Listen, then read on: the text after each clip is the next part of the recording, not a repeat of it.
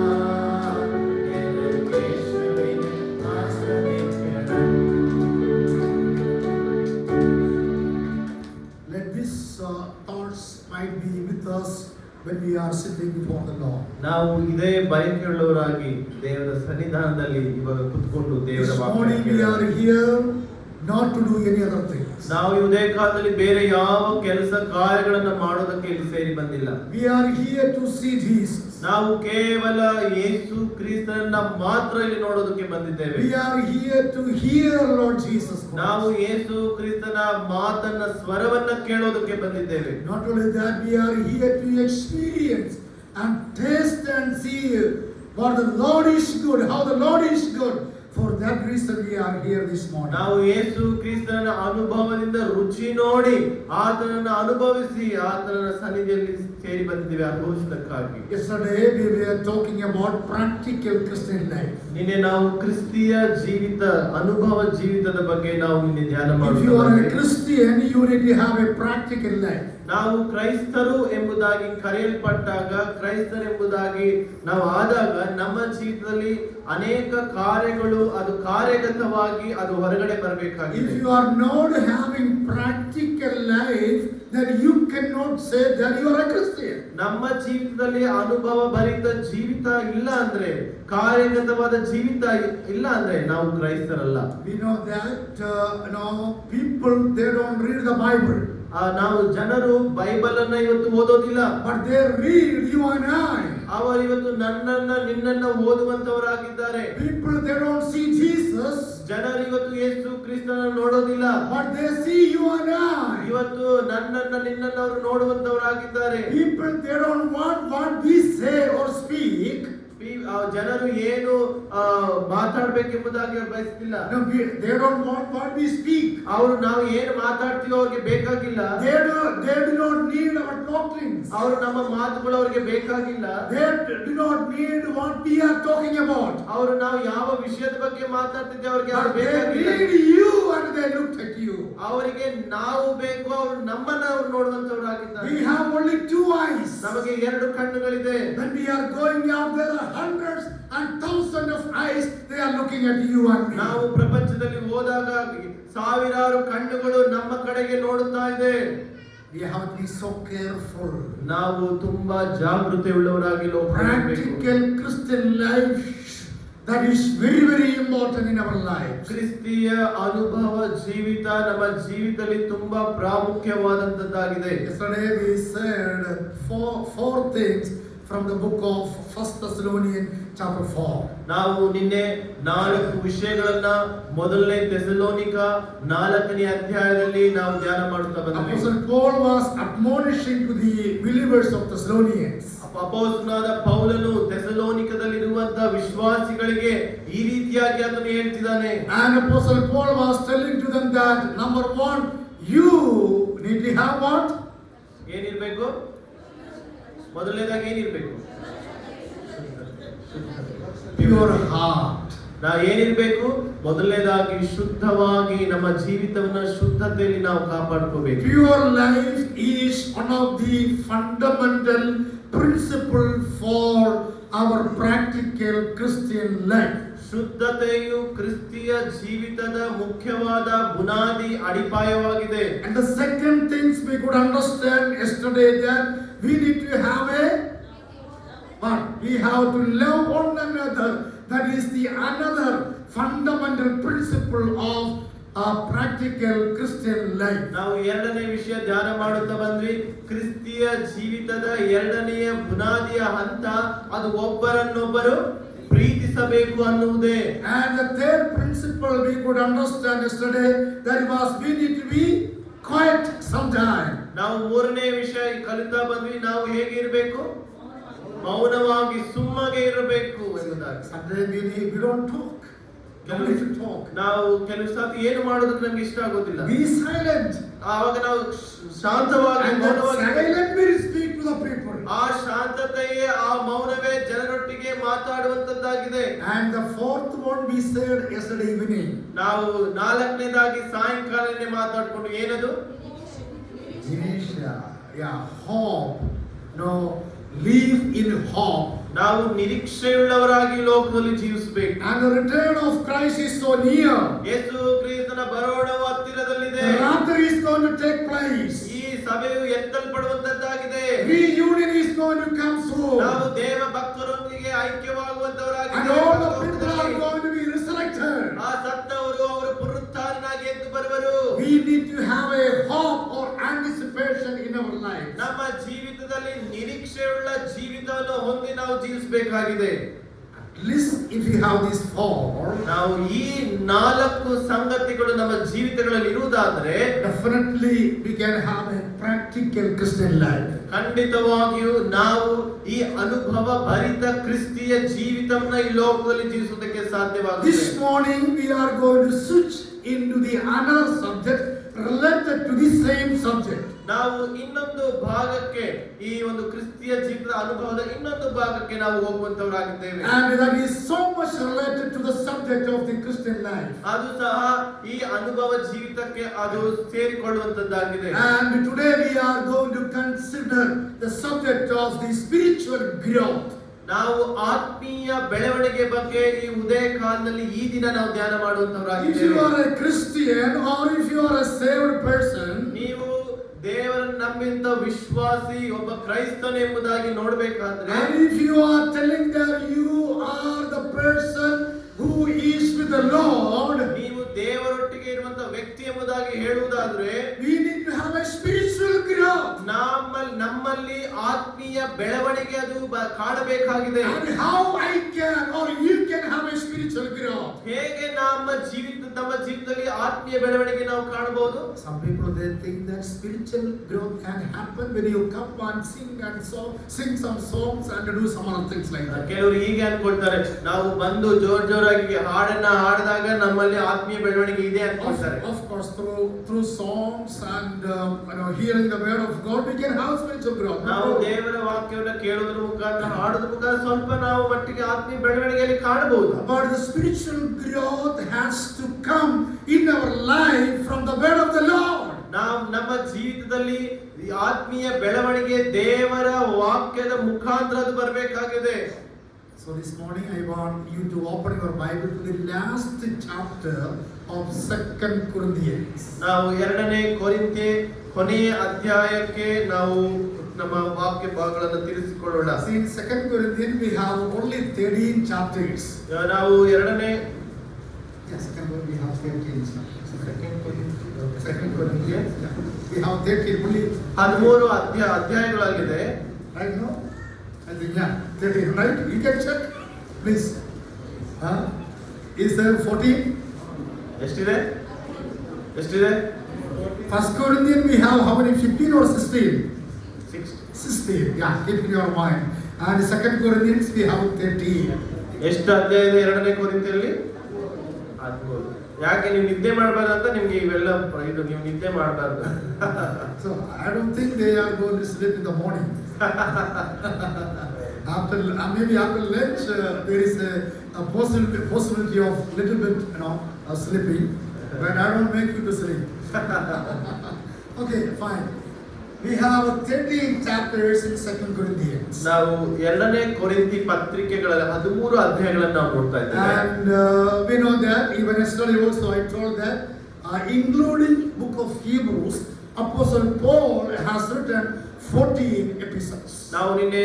ನಾವು ಕೇಳುತ್ತಾ ಬಂದ್ವಿ, ಇಬ್ರಿಯ ಗ್ರಂಥವು ಸೇರಿಸಿ ಅಪೊಸ್ತಲನಾದ ಪೌಲನು 14 ಪತ್ರಿಕೆಗಳನ್ನು ಬರೆದನೆಂಬುದಾಗಿ. Even yesterday I said that I will be asking questions with you, right? ನಾನು ನಿಮಗೆ ಮಧ್ಯದಲ್ಲಿ ಪ್ರಶ್ನೆಗಳನ್ನು ಕೇಳ್ತೀನಿ ಎಂಬುದಾಗಿ ನಿನ್ನೆ ಹೇಳ್ತಾ ಬಂದೆ. How many prison epistles written by Apostle Paul? ಎಷ್ಟು ಸೆರೆಮನಿಯ ಪತ್ರಿಕೆಗಳನ್ನ ಪೌಲನು ಬರೆದನು? Who can say?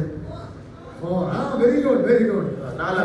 Can you please make it one or the ಯಾವ ಬರೆದನೆಂಬುದಾಗಿ ನೀವು ತಿಳಿಸ್ರಿ. Ephesians, Philippians, Colossians.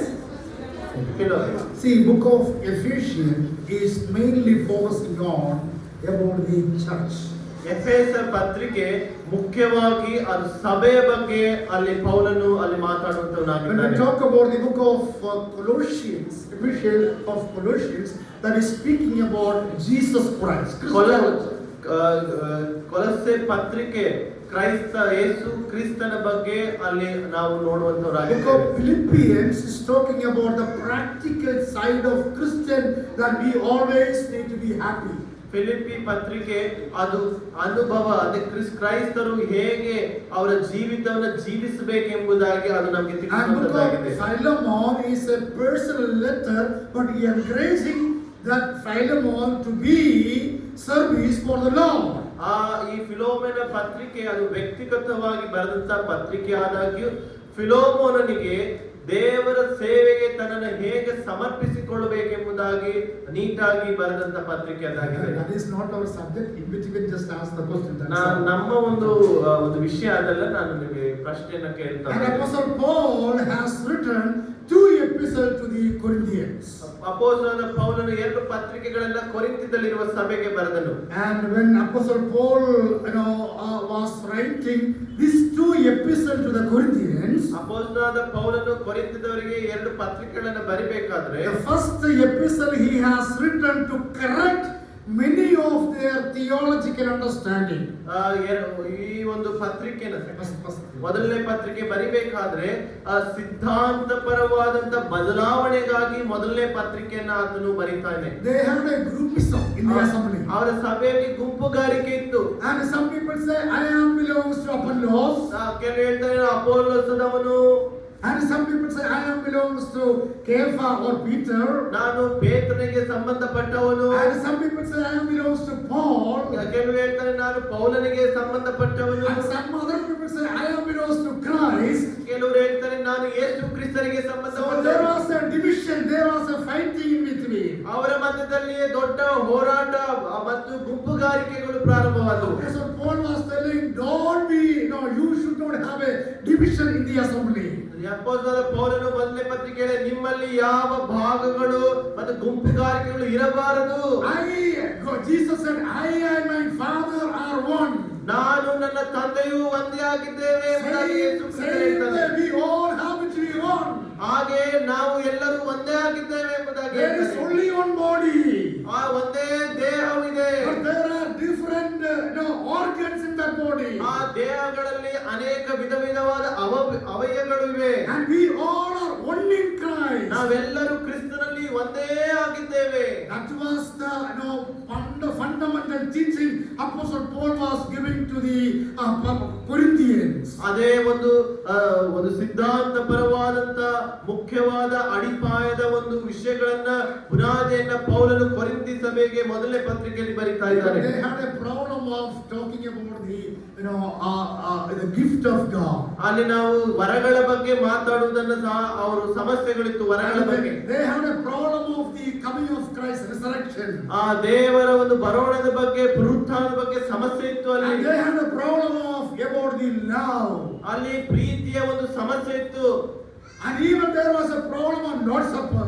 ಅಲ್ಲಿ ಕರ್ತನ ಭೋಜನದ ಸಮಸ್ಯೆ ಇದೆ. So in 1 Corinthians, Apostle Paul was admonishing and correcting what the Bible, what God wants you to do in your lives. ಅಲ್ಲಿ ಪೌಲನು ಆ ಕೊರಿಂಥಿ ಸಭೆಯವರಿಗೆ ಯಾವ ವಿಷಯಗಳನ್ನು ಸರಿಪಡಿಸಬೇಕೆಂಬುದಾಗಿ ತಿಳಿಸ್ತಾ ಆತನ ವಿಷಯಗಳನ್ನು ಸ್ಪಷ್ಟೀಕರಿಸುವುದನ್ನು ನಾವು ನೋಡ್ತೇವೆ. So in 1 Corinthians, Apostle Paul was admonishing, instructing, correcting all those things they're supposed to be or to do in their lives. ನಮ್ಮ ಆ ಕೊರಿಂಥ ಸಭೆಯಲ್ಲಿ ಯಾವ ವಿಷಯಗಳನ್ನ ಕ್ರಮಪಡಿಸಿಕೊಳ್ಳಬೇಕೆಂಬುದಾಗಿ ಪೌಲನು ಅಲ್ಲಿ ಸ್ಪಷ್ಟವಾಗಿ ಒಂದೊಂದು ವಿಷಯ ಎಳೆಯಾಗಿ ವಿವರಿಸ್ತಾ ಬರುವುದನ್ನು ನೋಡ್ತೇವೆ. But when we come to the 2 Corinthians, ನಾವು ಎರಡನೇ ಕೊರಿಂಥಿ ಪತ್ರಿಕೆಗೆ ಬರಬೇಕಾದ್ರೆ and he himself talking about many things with his experience to exhort the believers to come up.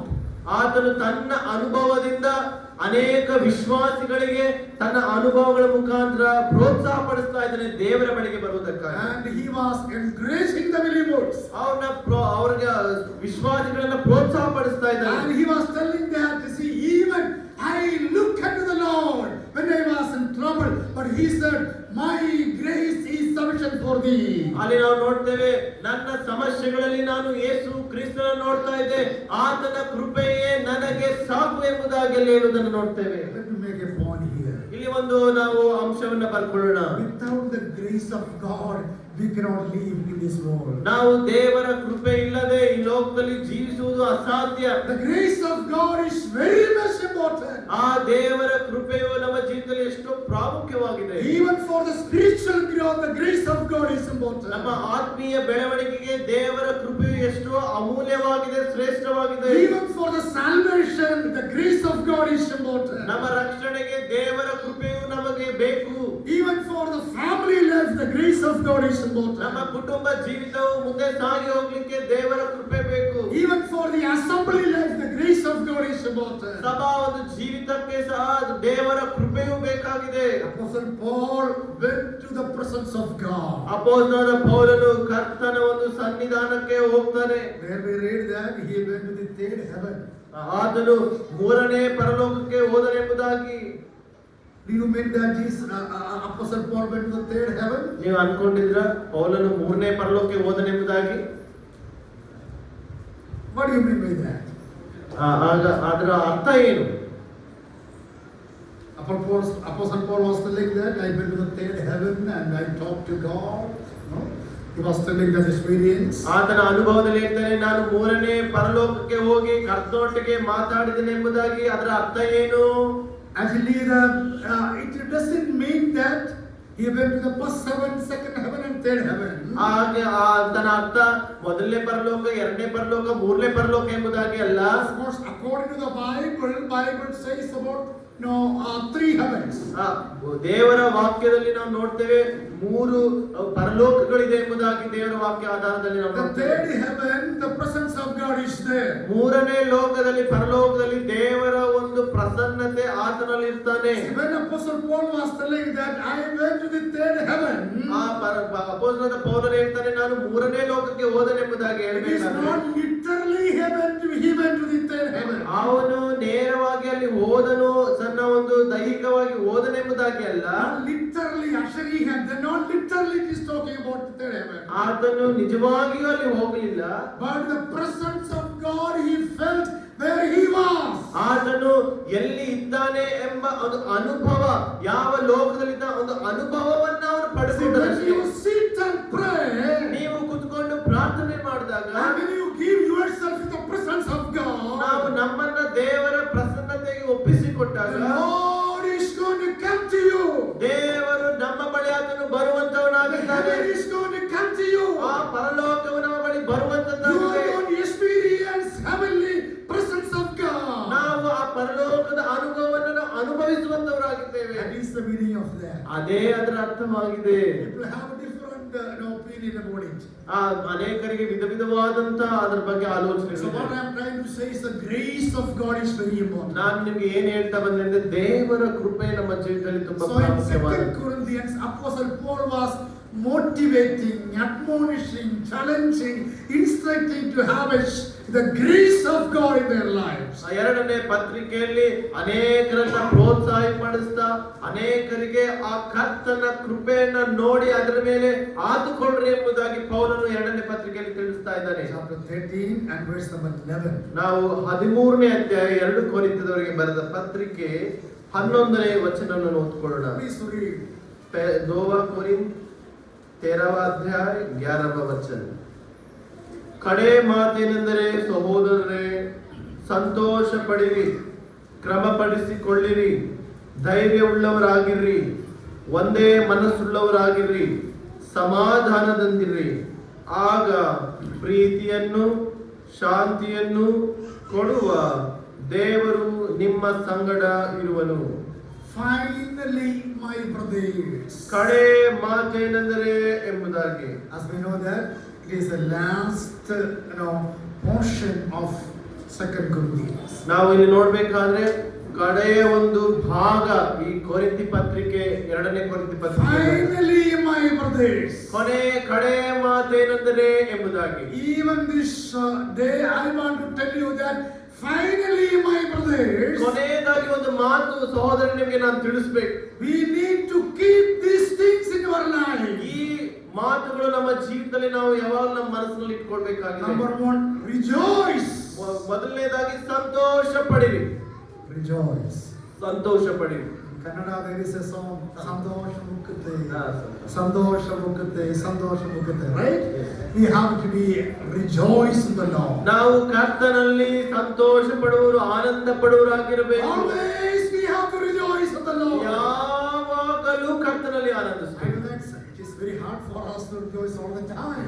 ನಮ್ಗೆ ಕಷ್ಟ, ಯಾವಾಗಲೂ ಸಂತೋಷ ಪಡ್ಬೇಕಾದ್ರೆ ನಮ್ಗೆ ತುಂಬಾ ಕಷ್ಟ. So when we are getting some struggles, ನಮ್ಗೆ ಸಮಸ್ಯೆಗಳು ಬಂದಾಗ, and when we are going through some, physical problems, ನಮ್ಗೆ ಅನೇಕ ದೈಹಿಕ ಸಮಸ್ಯೆಗಳು ಬಂದಾಗ, and sometimes when we go through some financial problems, ನಮ್ಗೆ ಆರ್ಥಿಕ ಸಮಸ್ಯೆಗಳು ಕುಟುಂಬದಲ್ಲಿ ಬಂದಾಗ, some, mentally, when we are depressed sometimes, ನಾವು ಮಾನಸಿಕವಾಗಿ ಒತ್ತಡಕ್ಕೊಳಗಾದಾಗ ಸಂತೋಷ ಪಡುವುದು ತುಂಬಾ most ಕಷ್ಟ. of the time we cannot rejoice. ಆ ಸಮಯಗಳಲ್ಲಿ ನಾವು ಸಂತೋಷ ಪಡಲಿಕ್ಕೆ ಸಾಧ್ಯವೇ ಇಲ್ಲ. But Bible says we have to rejoice. ಆದ್ರೆ ದೇವರ ವಾಕ್ಯವು ನಮಗೆ ಸ್ಪಷ್ಟವಾಗಿ ಹೇಳ್ತಿದೆ, ಯಾವಾಗಲೂ ಸಂತೋಷ ಪಡಿರಿ. I say you rejoice in the Lord. ನಾನು ನಿಮಗೆ ಹೇಳ್ತೇನೆ, ಯಾವಾಗಲೂ ಸಂತೋಷ ಪಡಿರಿ. Rejoice and rejoice and rejoice for the Lord. ಸಂತೋಷ ಪಡಿರಿ, ಸಂತೋಷ ಪಡಿರಿ, ಕರ್ತನಲ್ಲಿ ಸಂತೋಷ ಪಡಿರಿ. Paul was telling that we have to rejoice. ಪೌಲನು ಹೇಳ್ತಿದ್ದಾನೆ, ಸಂತೋಷ ಪಡಿರಿ. And second one,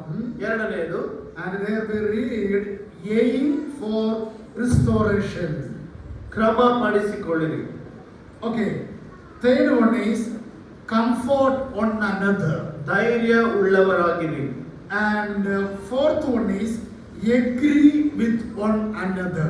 ಒಂದೇ ಮನಸ್ಸುಳ್ಳವರಾಗಿರಿ. And the fifth one is live in peace. ಸಮಾಧಾನದಿಂದಿರಿ.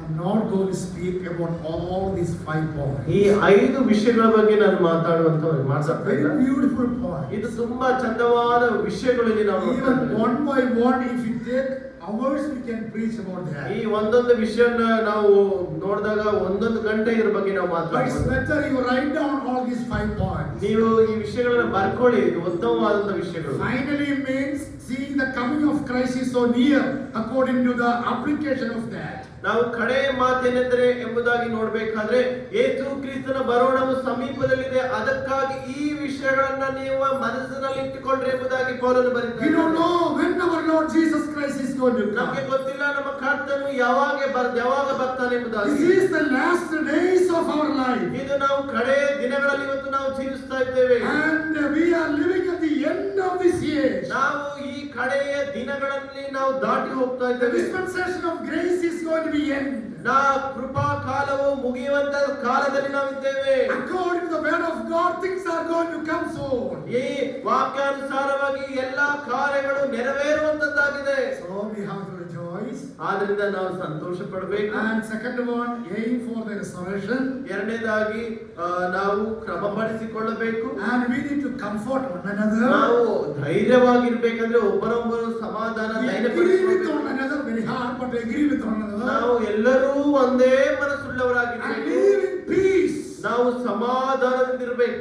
5 points are very important. ಈ 5 ವಿಷಯಗಳು ತುಂಬಾ ಪ್ರಾಮುಖ್ಯವಾದದ್ದು. But for our today's topic, ಈ ದಿನದ ಅಂಶಕ್ಕಾಗಿ I would like to take the second point that we read here. ನಾವು ಎರಡನೇ ಅಂಶವನ್ನು ಓದ್ಕೊಳ್ಳೋಣ. See, there we read the second one, the first one, rejoice, aim for restoration. ನಾವು ಎರಡನೇ ವಿಷಯವನ್ನು ಧ್ಯಾನ ಮಾಡೋಣ. ಯಾವುದು ಎರಡನೇ ವಿಷಯ? ಕ್ರಮ. ನೀವು ಹೇಳ್ಬೇಕು, ನೀವು ಬೈಬಲ್ ಓದಿಲ್ಲ. ಕ್ರಮಪಡಿಸಿಕೊಳ್ಳಿರಿ. See, in English, ನಾವು ಇಂಗ್ಲಿಷ್ ಅಲ್ಲಿ ನೋಡ್ತೇವೆ. when I have read in different versions, ನಾವು ಬೇರೆ ಬೇರೆ ಒಂದು ಇದು ಅಧ್ಯಾಯ ಅಂದ್ರೆ ವರ್ಷನ್ಗಳಂದ್ರೆ ವಿಧ ವಿಧವಾದ ರೀತಿಯಲ್ಲಿ ನಾವು ಓದ್ಬೇಕಾದ್ರೆ the same word mentioned in some other ways. ಆದ್ರೆ ಇದೇ ಪದ ಬೇರೆ ರೀತಿಯಲ್ಲಿ ಅದು ಬರೆಯಲ್ಪಟ್ಟಿದೆ. And one place I saw become mature. ನಾವು ಇನ್ನೊಂದು ಕಡೆ ನೋಡ್ತೇವೆ ಪರಿಪಕ್ವತೆ, ಮೆಚ್ಯೂರಿಟಿ, ಪರಿಪಕ್ವತೆಗೆ ಬರುವಂತದ್ದು. And in another place I read be perfect. ಅಲ್ಲಿ ನಾವು ನೋಡ್ಬೇಕಾದ್ರೆ ನಾವು ಸಂಪೂರ್ಣವಾಗಿರುವುದು. And some other place we read that strive for full restoration. Strive, move for the full restoration. ನಾವು ಅದು ಸೇಮ್ ಥಿಂಗ್. ಏನಂದ್ರೆ ನಾವು ನಮ್ಮನ್ನ ಸರಿಪಡಿಸಿಕೊಂಡು, ನಮ್ಮ ಗುರಿ ಏನಾಗಿರ್ಬೇಕಂದ್ರೆ ನಮ್ಮನ್ನ ಕ್ರಮಪಡಿಸಿಕೊಳ್ಳುವುದು. Aim for restoration. Restoration. Yeah, but when I think about this particular praise, ಈ ಒಂದು ಭಾಗವನ್ನು ನಾನು ಕಂಡಾಗ and one of the very beautiful way one person given the definition or the meaning of this word is, ಈ ಪದಕ್ಕೆ ಒಬ್ಬ ವ್ಯಕ್ತಿಯು ಉತ್ತಮವಾದಂತ ಒಂದು ಅದಕ್ಕೆ ಅರ್ಥವನ್ನ ಕೊಟ್ಟಿದ್ದಾರೆ. growth to maturity. ನಾವು ಆ ಪರಿಪಕ್ವತೆ ಕಡೆಗೆ ಬೆಳೆಯುವಂತದ್ದು, ಪರಿಪಕ್ವತೆಯಲ್ಲಿ ಬೆಳೆಯುವಂತದ್ದು. growth to maturity. ನಾವು ಪರಿಪಕ್ವತೆಯಲ್ಲಿ ಬೆಳೆಯುವುದು. Otherwise you need to have a spiritual growth. ನಾವು ಆತ್ಮೀಯ ಒಂದು ಬೆಳವಣಿಗೆ ಹೊಂದುವಂತದ್ದು.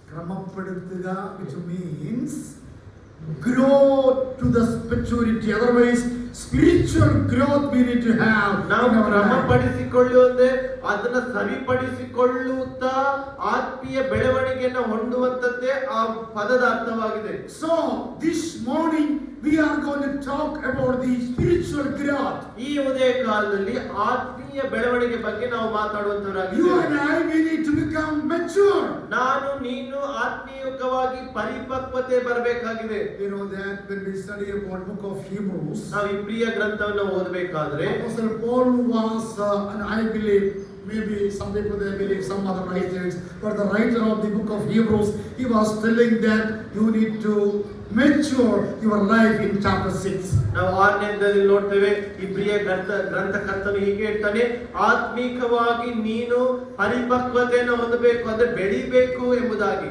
And you need to, don't drink the milk. ನೀವು ಕೇವಲ ಹಾಲನ್ನ ಕುಡಿಯೋರಾಗಿರಬಾರದು. And you need to have a mature food in your life. ನಮ್ಮ ಜೀವಿತದಲ್ಲಿ ಗಟ್ಟಿಯಾದ ಪದಾರ್ಥಗಳನ್ನು ತಿನ್ನುವುದಕ್ಕೆ ನಾವು ಶಕ್ತಿಯುಳ್ಳವರಾಗಿರ್ಬೇಕು. You should not be a babies. ನಾವು ಇನ್ನ ಹಸುಗೂಸುಗಳಾಗಿರಬಾರದು. And you need to have a growth in your life. ನಮ್ಮ ಜೀವಿತದಲ್ಲಿ ನಾವು ಬೆಳೆತಾ ಬರಬೇಕೆಂಬುದಾಗಿ. Every day you need to have a spiritual growth in our life. ಪ್ರತಿ ದಿನವೂ ನಮ್ಮ ಜೀವಿತದಲ್ಲಿ ಬೆಳವಣಿಗೆ ಸಾಗಿ ಹೋಗಬೇಕು. We have a child. ನಮಗೆ ಮಗು ಇದೆ.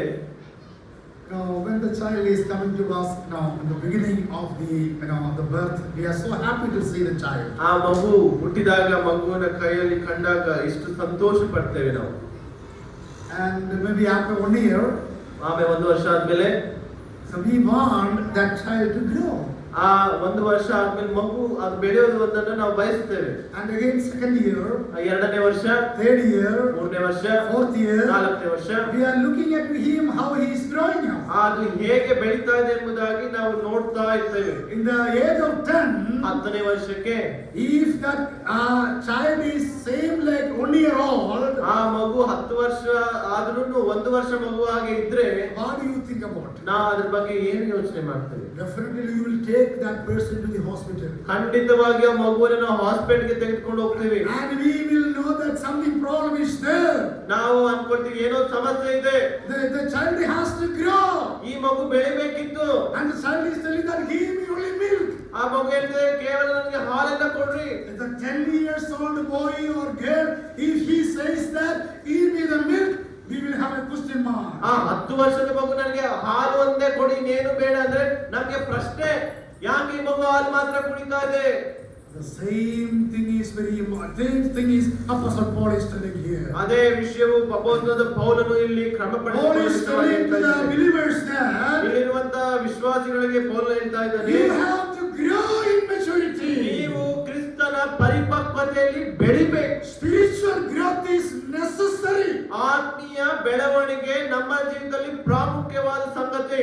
1 Timothy chapter 2 verse number 4. Yesterday also we read that one. ನಾವು ಮೊದಲನೇ ತಿಮೋಥಿ 4ನೇ ಅಧ್ಯಾಯ, Chapter 2 verse number 4. ಮೊದಲನೇ ತಿಮೋಥಿ 2ನೇ ಅಧ್ಯಾಯ 4ನೇ ವಚನ.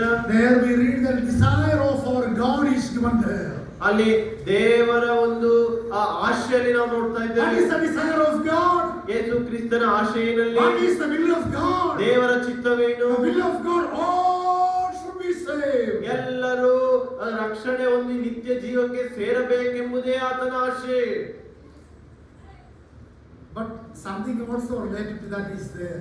ಇನ್ನೂ ಬೇರೆ ವಿಷಯವೂ ಅಲ್ಲಿ ಅದಕ್ಕೆ ಸಂಬಂಧಪಟ್ಟದಿದೆ. Most of the people they stop with that point. ಅನೇಕರು ಅಲ್ಲಿಗೆ ಅವರ ವಾಕ್ಯವನ್ನು ನಿಲ್ಲಿಸ್ತಾರೆ. Can you please read? ಅದನ್ನು ಓದಿಕೊಳ್ಳೋಣ. 1 Timothy chapter 2 verse number 4. ಮೊದಲನೇ ತಿಮೋಥಿ ಎರಡನೇ ಅಧ್ಯಾಯ 4ನೇ ವಚನ. ಮೊದಲನೇ ತಿಮೋತಿ, ಪಹಲ ತಿಮೋತಿ 2 ಅಧ್ಯಾಯ 4 ವಚನ. ಎಲ್ಲಾ ಮನುಷ್ಯರು ರಕ್ಷಣೆಯನ್ನು ಹೊಂದಿ ಸತ್ಯದ ಜ್ಞಾನಕ್ಕೆ ಸೇರಬೇಕೆಂಬುದು ಆತನ ಚಿತ್ತವಾಗಿದೆ. ಏಕೆಂದರೆ ದೇವರು ಒಬ್ಬನೇ, ದೇವರಿಗೂ ಮನುಷ್ಯರಿಗೂ ಮಧ್ಯಸ್ಥನು ಒಬ್ಬನೇ, ಆತನು ಮನುಷ್ಯನಾಗಿರುವ ಕ್ರಿಸ್ತ ಯೇಸುವೇ. Most of the people they say the desire and the will of God is all the people to be saved. ಯೇಸು ಕ್ರಿಸ್ತನ ಆಶೆ ಏನಂದ್ರೆ, ಚಿತ್ತವೇನಂದ್ರೆ ಎಲ್ಲರೂ ರಕ್ಷಣೆ ಹೊಂದಬೇಕು, ಮನುಷ್ಯರೆಲ್ಲರೂ. That is right. ಅದು ಕರೆಕ್ಟ್, ಅದು ಸರಿಯಾದದ್ದು. And the second line is there. ಅಲ್ಲಿ ಎರಡನೇ ಒಂದು ಲೈನ್ ಇದೆ. And do you know what is that? ಅದೇನಂದ್ರೆ, they all have to come to the what? ಅವರೆಲ್ಲರೂ ಎಲ್ಲಿಗೆ ಬರಬೇಕು? ಎಲ್ಲಿಗೆ ಬರಬೇಕು? ಅಲ್ಲಿದೆ ಸತ್ಯದ ಜ್ಞಾನ. The truth of the life, truth of the wisdom. ಅಲ್ಲಿ ಏನಿದೆ? ಆ ರಕ್ಷಣೆ ಹೊಂದಿ ಸತ್ಯದ, ಬೈಬಲ್ ತೆಗೆದಿದ್ದೀರಾ? ಸತ್ಯದ ಜ್ಞಾನಕ್ಕೆ ಸೇರಬೇಕೆಂಬುದು ಎಂಬುದಾಗಿ. So in English it is very clear, the knowledge of the truth. Same thing in Kannada. Yeah, knowledge of the truth. ಅಲ್ಲಿ ನೋಡ್ತಾ ಸತ್ಯದ ಜ್ಞಾನಕ್ಕೆ ಸೇರಬೇಕೆಂಬುದಾಗಿ. We all have to be saved. ನಾವೆಲ್ಲರೂ ರಕ್ಷಣೆ ಹೊಂದಬೇಕು, No doubt.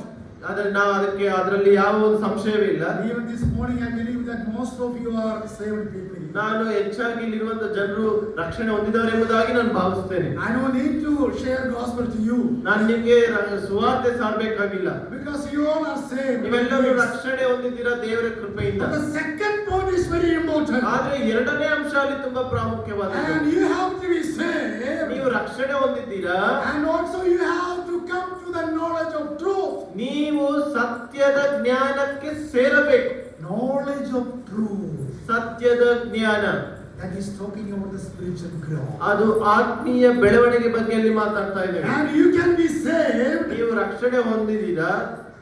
You can be saved and same time you cannot have a growth also. ನೀವು ರಕ್ಷಣೆ ಹೊಂದಿದ್ದೀರಾ, ನಿಮ್ಮ ಜೀವಿತದಲ್ಲಿ ಬೆಳವಣಿಗೆ ಇಲ್ಲದೆ ಹೋಗ್ಬೋದು. Even Apostle Paul was telling many places you need to have a growth, spiritual growth. ಅಪೊಸ್ತಲ ಪೌಲನು ಅನೇಕ ಕಡೆ ಹೇಳ್ತಾನೆ ನೀವು ಆತ್ಮಿಕವಾಗಿ ಬೆಳಿಬೇಕು And because Ephesians we read about that. ಎಫೆಸ ಪತ್ರಿಕೆಯಲ್ಲಿ ನಾವು ವಿಷಯಗಳನ್ನು ನೋಡ್ತೇವೆ. And in chapter 4 there read that we need to have a spiritual growth. ನಾವು ಆ ಆತ್ಮಿಕ ಬೆಳವಣಿಗೆ ಅಲ್ಲಿ ಬೆಳಿಬೇಕೆಂಬುದಾಗಿ ಇಲ್ಲಿ ನೋಡ್ತೇವೆ. We have to come to the head, means we have to grow up to the head. ನಾವು ಈ ಒಂದು ಶಿರಸ್ಸಿನ ಬಳಿಗೆ ಬರಬೇಕು, ಅಂದ್ರೆ ಅಷ್ಟು ಮಟ್ಟಿಗೆ ನಾವು ಬೆಳಿಬೇಕೆಂಬುದಾಗಿ. So here Apostle Paul was telling, ಅಪೊಸ್ತಲ ಪೌಲನು ನಮಗೆ ತಿಳಿಸ್ತಾ ಇದ್ದಾನೆ, you need to have a spiritual maturity. ಆತ್ಮೀಯ ಪರಿಪಕ್ವತೆ ನಾವು ಕಾಣಬೇಕೆಂಬುದಾಗಿ. And spiritual growth is very very important. ಆತ್ಮೀಯ ಪರಿಪಕ್ವತೆ ನಮ್ಮ ಜೀವಿತದಲ್ಲಿ ಎಷ್ಟು ಪ್ರಾಮುಖ್ಯವಾದದ್ದು. Who need this message? ಯಾರಿಗೆ ಈ ವಾಕ್ಯ ಸಂದೇಶ ಬೇಕು? The people those who are saved. ಯಾರು ರಕ್ಷಣೆ ಹೊಂದಿದ್ದಾರೋ ಅವರಿಗೆ ಮಾತ್ರ ಈ ವಾಕ್ಯಗಳು ಬೇಕು. If you are not saved, ನಾವು ರಕ್ಷಣೆ ಹೊಂದಲಿಲ್ಲ ಅಂದ್ರೆ you don't need this message. ನಮಗೆ ಈ ವಾಕ್ಯಗಳು ಬೇಕಾಗಿಲ್ಲ. So born again people need to have a spiritual growth. ಕ್ರಿಸ್ತನಲ್ಲಿ ಪುನರ್ಜನ್ಮ ಹೊಂದಿದವರಿಗೆ ಈ ವಾಕ್ಯ ಸಂದೇಶಗಳು ಬೇಕಾಗಿದೆ. What is born again means? What is born again? ನಾವು ಪುನರ್ಜನ್ಮ ಹೊಂದಿದ್ದೇವೆ ಎಂಬುದಾಗಿ born again means you need to believe upon Lord Jesus Christ. ಪುನರ್ಜನ್ಮ ಹೊಂದುವುದು ಅಂದ್ರೆ ಯೇಸು ಕ್ರಿಸ್ತನಲ್ಲಿ ನಂಬಿಕೆ ವಿಶ್ವಾಸ ಇಡುವುದು. Physically once upon a time you got a birth in this world. ನಾವು ಶಾರೀರಿಕವಾಗಿ ಒಂದಾನೊಂದು ಕಾಲದಲ್ಲಿ ಈ ಲೋಕದಲ್ಲಿ ಶರೀರಧಾರಿಗಳಾಗಿ ಜನಿಸಿದ್ದೇವೆ. Spiritually you have to born again. ಆದ್ರೆ ಆತ್ಮ ಸಂಬಂಧವಾಗಿ ನಾವು ಈ ಲೋಕದಲ್ಲಿ ಹುಟ್ಟಬೇಕಾಗಿದೆ. If you are not born again spiritually, ನಾವು ಆತ್ಮ ಸಂಬಂಧವಾಗಿ ಲೋಕದಲ್ಲಿ ಹುಟ್ಟಲಿಲ್ಲ ಅಂದ್ರೆ you cannot enter in the kingdom of God. ನಾವು ಪರಲೋಕ ರಾಜ್ಯಕ್ಕೆ ಸೇರಲಾರೆವು. So born again is one of the very important things in our life. ಕ್ರಿಸ್ತಯ ಪುನರ್ಜನ್ಮವು ಅದು ತುಂಬಾ ಪ್ರಾಮುಖ್ಯವಾದಂತ ವಿಷಯ. I praise God for this Navagada brother assembly. ನಾನು ಈ ಒಂದು ಸಭೆಗಾಗಿ ನಾನು ಕರ್ತನಿಗೆ ಸ್ತೋತ್ರಗಳನ್ನು ಸಲ್ಲಿಸುತ್ತೇನೆ. And even when I was talking with the uncle who came from Amarapura, I was so happy to hear all those things. ಕಳೆದ ಸಾಯಂಕಾಲ ದೊಡ್ಡ ಪೋರ್ಟ್ಗೆ ಮಾತಾಡಬೇಕಾದ್ರೆ ನಾನು ಎಷ್ಟೋ ಸಂತೋಷವುಳ್ಳವನಾದೆ. And he was in the beginning going through lot of problems. ಅವರು ಮುಂಚಿತವಾಗಿ ಅನೇಕ ಸಮಸ್ಯೆಗಳಲ್ಲಿ ದಾಟಿ ಹೋಗ್ತಾ ಇದ್ರು. And he stood for the Lord. ಅವರು ಕ್ರಿಸ್ತನಿಗಾಗಿ ನಿಂತರು. And God blessed him. ದೇವರವರನ್ನ ಆಶೀರ್ವದಿಸಿದರು. And that word of God went different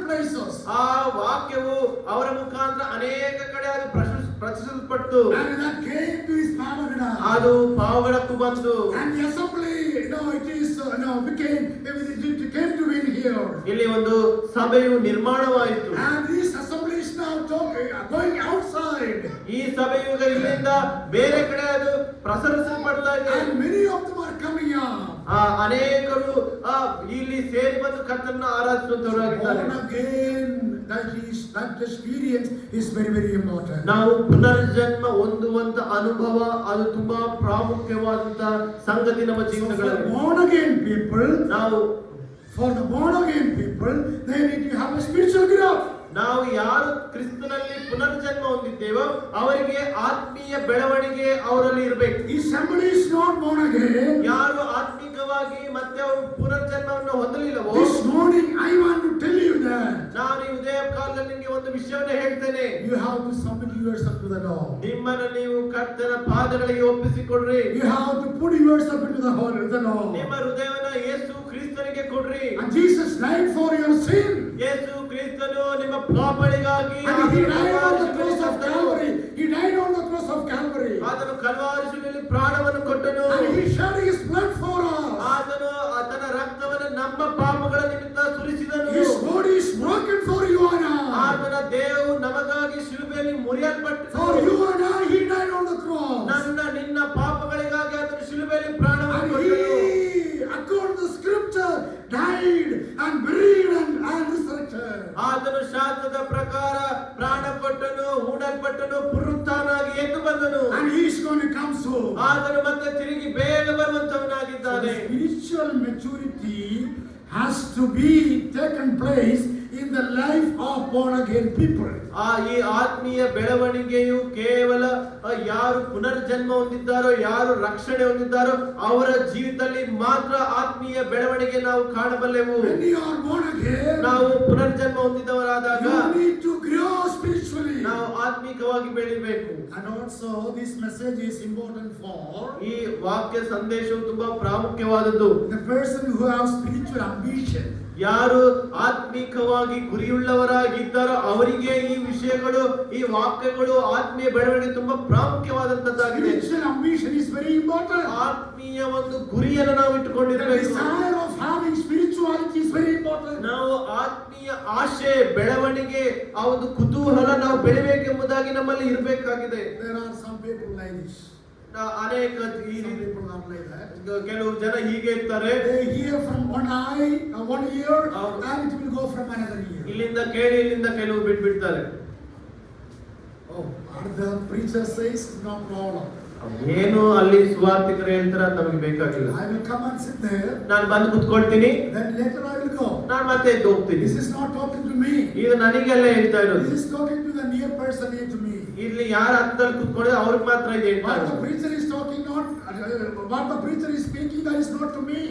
ಈ ಸೇವಕರು ಹೇಳುವಂತದ್ದು ನನಗೆ ಅಲ್ಲ, That is near to my brother. ಇದು ನನಗೆ ಹೇಳ್ತಾ ಇರೋದು. That means, brother, you listen. Brother ನೀವು ಕೇಳ್ರಿ.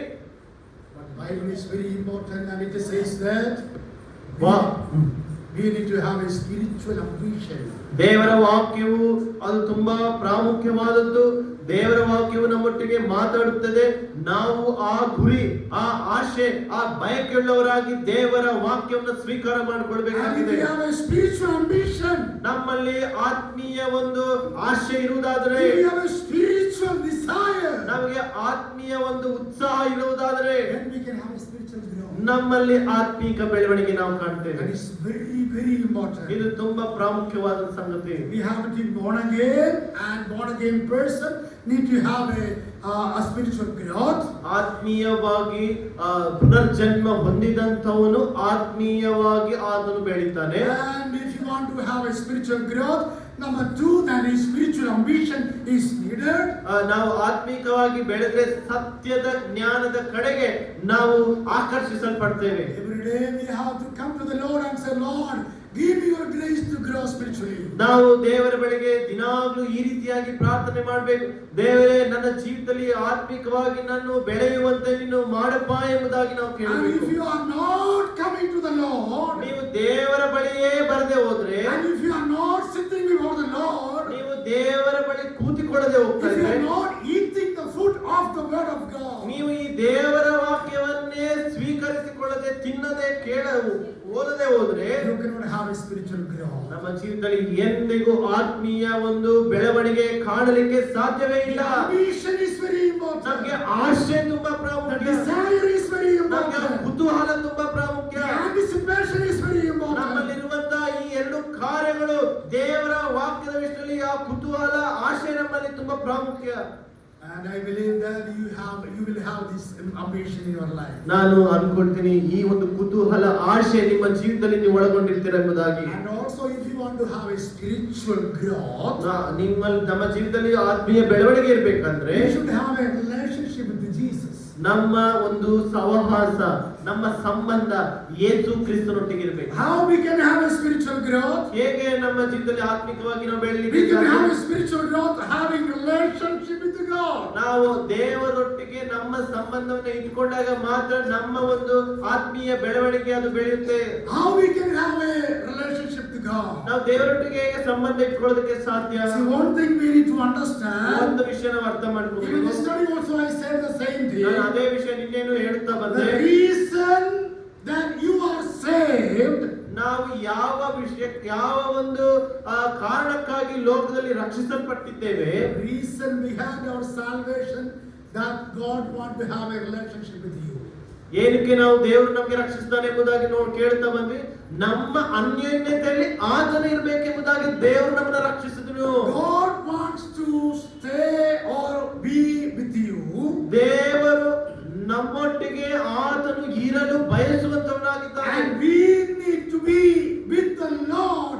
That is called the relationship. ನಾವು ಆ ಕರ್ತನೊಂದಿಗೆ ಇರುವಂತದ್ದೇ ಆ ಸಂಬಂಧವಾಗಿದೆ. Otherwise the fellowship that we need to have. ನಾವು ಇಂತಹ ಒಂದು ಸಂಬಂಧವನ್ನ ಹೊಂದಿರುವವರು ಆಗಿರ್ಬೇಕು. And when God is coming near to you, ದೇವರು ನಮ್ಮ ಬಳಿಗೆ ಬರಬೇಕಾದ್ರೆ, and when we are going near to Him, ನಾವು ದೇವರ ಬಳಿಗೆ ಹೋಗ್ಬೇಕಾದ್ರೆ, that is fellowship. ಅದೇ ಸಂಬಂಧ. Someone said fellowship is the people, the fellows are in one ship. ಒಬ್ರು ಹೀಗೆ ಹೇಳಿದ್ರು, ಫೆಲ್ಲೋಶಿಪ್ ಅನ್ಯೋನ್ಯತೆ ಅಂದ್ರೆ ಏನಂದ್ರೆ ಈ ಕೆಲವು ಜನರು ಒಂದೇ ಹಡಗಿನಲ್ಲಿರುವಂತದ್ದೇ ಫೆಲ್ಲೋಶಿಪ್ ಎಂಬುದಾಗಿ. If you are in two ships, if you are keeping your leg in two ships, what will happen? ನೀವು ಎರಡು ಹಡಗುಗಳಲ್ಲಿ ಕಾಲಿಟ್ಟು ಪ್ರಯಾಣ ಮಾಡಿದ್ರೆ ಏನಾಗುತ್ತೆ? And one ship will go that side and another ship will go another side. ಒಂದು ship ಇದ್ ಕಡೆ ಹೋಗುತ್ತೆ, ಒಂದು ಶಿಪ್ ಇನ್ನೊಂದು ಕಡೆ ಹೋಗುತ್ತೆ. And you will be in the middle of ನಾವೇನು the water. ನಾವು ನೀರಲ್ಲಿ ಬಿದ್ದಿರ್ತೀವಿ, We will dip into the water. ನಾವು ನೀರಲ್ಲಿ ಮುಳುಗೋಗ್ತೀವಿ. Fellowship means we all have to be in one ship. ಅನ್ಯೋನ್ಯತೆ ಅಂದ್ರೆ ನಾವೆಲ್ಲರೂ ಒಂದೇ ಒಂದು ಹಡಗಿನಲ್ಲಿ ಇರುವುದು, ಅಂದ್ರೆ ಒಂದೇ ಅನ್ಯೋನ್ಯತೆ ಸಹವಾಸದಲ್ಲಿ ಇರುವಂತದ್ದೇ. Oneness is, unity is very important. ನಮ್ಮಲ್ಲಿ ಒಂದೇ ಅಭಿಪ್ರಾಯ ಮನಸ್ಸು ಇರುವಂತದ್ದೇ ಅನ್ಯೋನ್ಯತೆ. And we have to come together in one accord. ನಾವು ಹೀಗೆ ಎಲ್ಲರೂ ಒಂದಾಗಿ ಸೇರಿ ಬರುವುದೇ ಕರ್ತನ ಅನ್ಯೋನ್ಯತೆ ಆಗಿದೆ. One day Apostle Peter was going with his brother John. ಪೇತ್ರನು ತನ್ನ ತಮ್ಮನಾದ ಯೋಹಾನನೊಟ್ಟಿಗೆ ಹೋಗ್ತಾ ಇದ್ದ. I say brother means not his own brother, but his brother in Christ. ಕ್ರಿಸ್ತನಲ್ಲಿ ಸಹೋದರರು. You know where they were going? ಅವರು ಎಲ್ಲಿ ಹೋಗ್ತಾ ಇದ್ರು ಗೊತ್ತಾ? I read this one chapter 3 of book of Acts. ನಾವು ಅಪೊಸ್ತಲರ ಕೃತ್ಯ 3ನೇ ಅಧ್ಯಾಯದಲ್ಲಿ ವಿಷಯಗಳನ್ನು ಓದ್ತೇವೆ. Peter and John, they were going for a prayer. ಪೇತ್ರ ಯೋಹಾನರು ಅವರು ಪ್ರಾರ್ಥನೆಗಾಗಿ ಹೋಗ್ತಾ ಇದ್ರು. And both of them were going together. ಅವರ ಜೊತೆಯಲ್ಲಿ ಹೋಗ್ತಾ ಇದ್ದಾರೆ. Think about Peter. ಪೇತ್ರನ ಬಗ್ಗೆ ಯೋಚನೆ ಮಾಡಿ. Peter was the oldest person in the apostle. Oldest man. ಈ ಯೇಸು ಕ್ರಿಸ್ತನ ಶಿಷ್ಯರಲ್ಲಿ ಪೇತ್ರನು ಅತಿ ಹೆಚ್ಚು ವಯಸ್ಸಾದಂಥವನು. Because he got married and he was old man. ಆತನಿಗೆ ಮದುವೆ ಆಗಿತ್ತು. ಅವನು ತುಂಬಾ ಆತ್ಮೀಯ ಪರಿಪಕ್ವತೆ ಉಳ್ಳವನು. ಆತನ ವಯಸ್ಸಿನಲ್ಲಿ ಸಹ ದೊಡ್ಡವನು. And he had a mother-in-law and she was sick and all those things we know. ನಾವು ನೋಡ್ತೀವಿ, ಆತನಿಗೆ ಅತ್ತೆ ಇದ್ಲು, ಆಕೆಗೆ ಹುಷಾರಿಲ್ಲ. ಅಲ್ಲಿ ಯೇಸು ಕ್ರಿಸ್ತನು ಹೋಗುದು, ನಮ್ಗೆ ಇವೆಲ್ಲ ವಿಷಯ ನಾವು ಕೇಳ್ತೇವೆ. ಪೇತ್ರನ ಅತ್ತೆಗೆ ಜ್ವರ ಬಂತು, ದೇವರಲ್ಲಿ ಸರಿ ಮಾಡೋದು ನಾವು ಕೇಳಿದ್ದೇವೆ. Especially in the group of the apostleship, he was the eldest one. ಯೇಸು ಕ್ರಿಸ್ತನ ಶಿಷ್ಯರಲ್ಲಿ ಪೇತ್ರನು ಆತನು ಹಿರಿಯನಾದಂತವನು. And John was the youngest man in that group. ಯೋಹಾನನು ಆತನು ತುಂಬಾ ಯೌವನಸ್ಥನು ಆ ಶಿಷ್ಯರಲ್ಲಿ. And always this John used to stay with Jesus Christ and they were together most of the time. ಈ ಯೌವನಸ್ಥನಾದ ಯೋಹಾನು ಯಾವಾಗಲೂ ಯೇಸು ಕ್ರಿಸ್ತನೊಟ್ಟಿಗೆ ಸದಾ ಯಾವಾಗಲೂ ಇರುವುದನ್ನು ನಾವು ನೋಡ್ತೇವೆ. And here now in chapter 3 there we read both of them were going together. ಈ ಯೌವನಸ್ಥನಾದ ಯೋಹಾನನು ಈ ಹಿರಿಯನಾದಂತ ಪೇತ್ರನು ಇಬ್ಬರು ದೇವಸ್ಥಾನಕ್ಕೆ ಅಲ್ಲಿ ಹೋಗುವುದನ್ನು ಅಪೊಸ್ತಲರ ಕೃತ್ಯ 3ನೇ ಅಧ್ಯಾಯದಲ್ಲಿ ನಾವು ನೋಡ್ತೇವೆ. Peter is a old man. ನಾವು ಹೀಗೆ ಮನಸ್ಸಲ್ಲಿ ಇಟ್ಕೋಬೇಕು, ಪೇತ್ರನು ಹಿರಿಯನಾದ ವ್ಯಕ್ತಿ. And Peter can say like this. ಪೇತ್ರನು ಹೀಗೆ ಹೇಳಿರ್ಬೋದು, Hey boy John, you don't come with me. ಏ ಯೋಹಾನನೇ, ನನ್ನೊಟ್ಟಿಗೆ ನೀನು ಬರಬೇಡ. I am the mature person. ನಾನು ಎಲ್ಲರಲ್ಲಿ ಆತ್ಮಿಕವಾಗಿ ದೊಡ್ಡವನು, ಬುದ್ಧಿ ಉಳ್ಳವನು. When I preached 3,000 people came to the Lord. ನಾನು ಸುವಾರ್ತೆ ಸಾರಿದಾಗ 3,000 ಜನ ರಕ್ಷಣೆ ಹೊಂದಿದ್ರು. Even I am the key person among the apostleship. ನಾನು ಅಪೊಸ್ತಲರಲ್ಲಿ ನಾನೇ ಮುಖ್ಯವಾದಂತವನು. So let me go for prayer. You don't need to come with me. ನಾನೊಬ್ಬನೇ ಪ್ರಾರ್ಥನೆಗೆ ಹೋಗ್ತೀನಿ, ನೀನು ಬರಬೇಡ. And I am an old man. ನಾನು ಹಿರಿಯನಾದಂತ ವಯಸ್ಸಾದಂತ ವ್ಯಕ್ತಿ. But Peter did not say like that. ಪೇತ್ರನು ಆ ರೀತಿಯಾಗಿ ಹೇಳಿಲ್ಲ. Even John can say something. ಯೋಹಾನನು ಸಹ ಹೀಗೆ ಹೇಳ್ಬೋದಿತ್ತು. John said that, hey, you are old man, I don't want to come with you. ನೀನು ಮುದುಕನಾದಂತವನು, ನಾನು ನಿನ್ನ ಜೊತೆ ಬರೋದಿಲ್ಲ, ಹೋಗಯ್ಯ. I am a young man. ನಾನು ಯೌವನಸ್ಥನು. Even my family cousin Jesus Christ is cousin to me. Yesu Krista ನನಗೆ ಸಂಬಂಧಿಕನಾಗ್ತಾನೆ. And also I am youngest and I don't need to go with old people. ನಾನು ಯೌವನಸ್ಥನು, ನಿನ್ನಂತ ವಯಸ್ಸಾದ ಮುದುಕನ ಜೊತೆ ನಾನು ಬರೋದಕ್ಕೆ ಇಷ್ಟ ಇಲ್ಲ. Did he say like that? ಅದನ್ನು ಆ ರೀತಿಯಾಗಿ ಹೇಳಿದ್ದ. Peter did not say like that. ಪೇತ್ರನು ಈ ರೀತಿಯಾಗಿ ಹೇಳಿಲ್ಲ. Even John did not say like that. ಯೋಹಾನನು ಈ ರೀತಿಯಾಗಿ But ಹೇಳಿಲ್ಲ. they were going together. ಅವರು ಜೊತೆಯಲ್ಲಿ ಹೋಗ್ತಾ See, when they ಇದ್ದಾರೆ. have gone together, ಅವರು ಒಟ್ಟಾಗಿ when ಹೋಗಬೇಕಾದ್ರೆ they had a oneness in their life, ಅವರಲ್ಲಿ ಅನ್ಯೋನ್ಯತೆಯಲ್ಲಿ ನಾವು when ನೋಡ್ತಾ they had ಇದ್ದೇವೆ. a fellowship with each other, ಅವರಲ್ಲಿ ಒಂದು ಐಕ್ಯತೆಯನ್ನು ನೋಡ್ತಾ ಇದ್ದೇವೆ. what happened there? ಅಲ್ಲಿ ಏನಾಯ್ತು?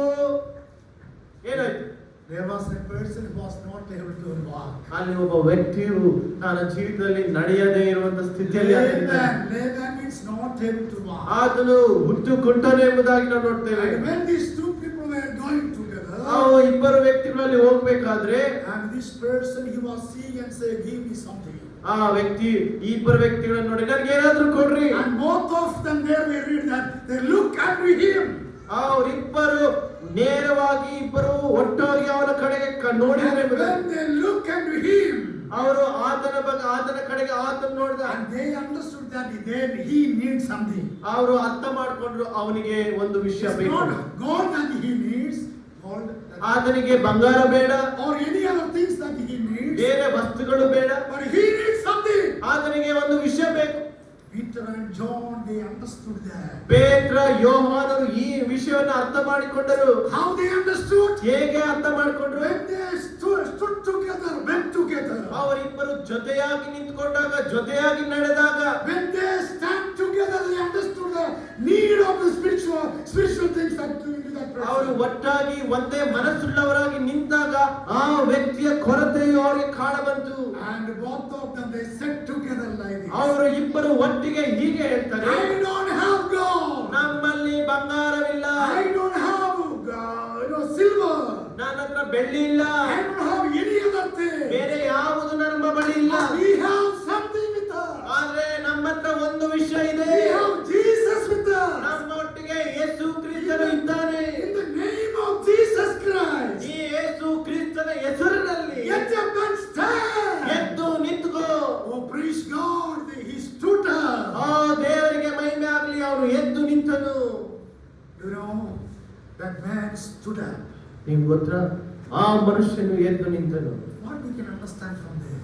ಇದರಿಂದ ನಾವು ಏನು ಅರ್ಥ ಮಾಡ್ಕೋಬಹುದು? When we stand together, ನಾವಿಬ್ಬರು ಜೊತೆಯಾಗಿ ನಿಂತಾಗ we can understand the need of the person. ನಾವು ಒಬ್ಬ ಮನುಷ್ಯನ ಕೊರತೆಯನ್ನು ನಾವು ತಿಳ್ಕೊಳ್ಳೋದಕ್ಕೆ Not ಸಾಧ್ಯವಾಗುತ್ತೆ. only that, ಅಷ್ಟು ಮಾತ್ರವೇ ಅಲ್ಲ, the things what they think is going to happen. ಅವರು ಏನು ಆಲೋಚನೆ ಮಾಡ್ತಾರೋ ಆ ಕಾರ್ಯಗಳಲ್ಲಿ ನೆರವೇರುವಂತದ್ದಾಗಿದೆ. All the people were thinking it is impossible. ಎಲ್ಲರೂ ಅನ್ಕೊಂಡ್ರು ಇದು ಅಸಾಧ್ಯವಾದ ಸಂಗತಿ ಎಂಬುದಾಗಿ. Because he's a lame man, he cannot walk. ಆತನು ಕುಂಟನು, ಆತನು ನಡೆಯೋದಕ್ಕೆ ಸಾಧ್ಯವಿಲ್ಲ. And even he himself was thinking it is not going to happen. ಆತನು ತನ್ನಲ್ಲಿ ತಾನೇ ಕುಂಟನಿಗೆ ಕೂಡ ನಡೆಯೋದಕ್ಕೆ And ಸಾಧ್ಯ all ಇಲ್ಲ. the people they think it is not going to happen. ಅಲ್ಲಿರುವಂತ ಜನರೆಲ್ಲ ಅನ್ಕೊಂಡ್ರು ಇದು ನಡೆಯೋದಕ್ಕೆ ಸಾಧ್ಯವೇ ಇಲ್ಲ. But when they had a fellowship, ಅವರಿಬ್ಬರಲ್ಲಿ ಹೇಗೆ ಯಾವಾಗ ಒಂದು and when they ಮನಸ್ಸಿತ್ತು, came together, ಅವರು ಒಟ್ಟಾಗಿ ಸೇರಿ ಬಂದ್ರು. the people said, no,